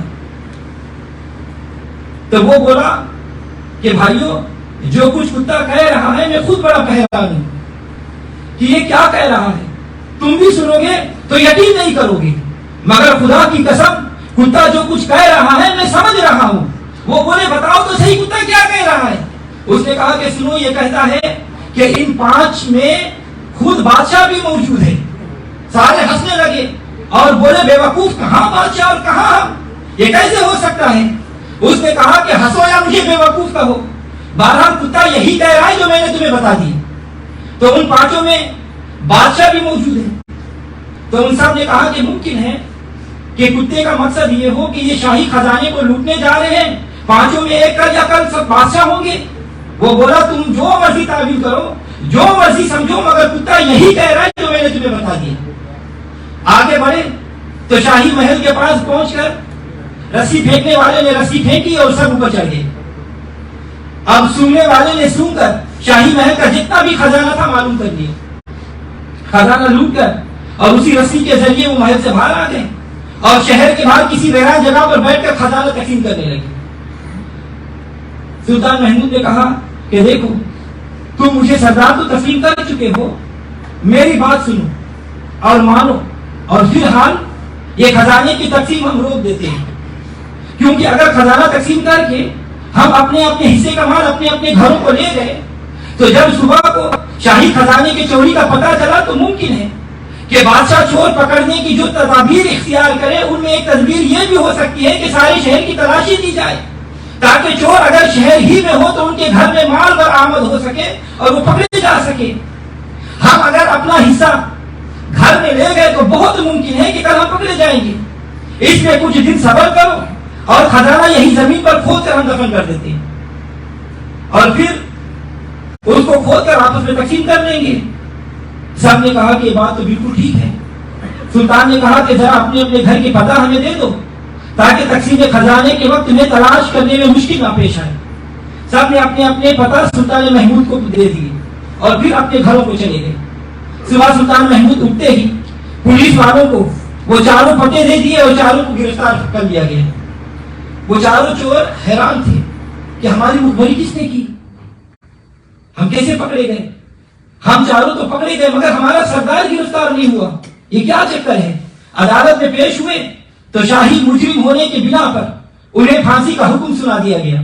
اب وہ تو بہت گھبرائے اور اپنے سردار کو یاد کر کے اور پھر پریشان ہوئے کہ اب وہ تو سارے خزانے کا خود ہی مالک بن بیٹھے گا.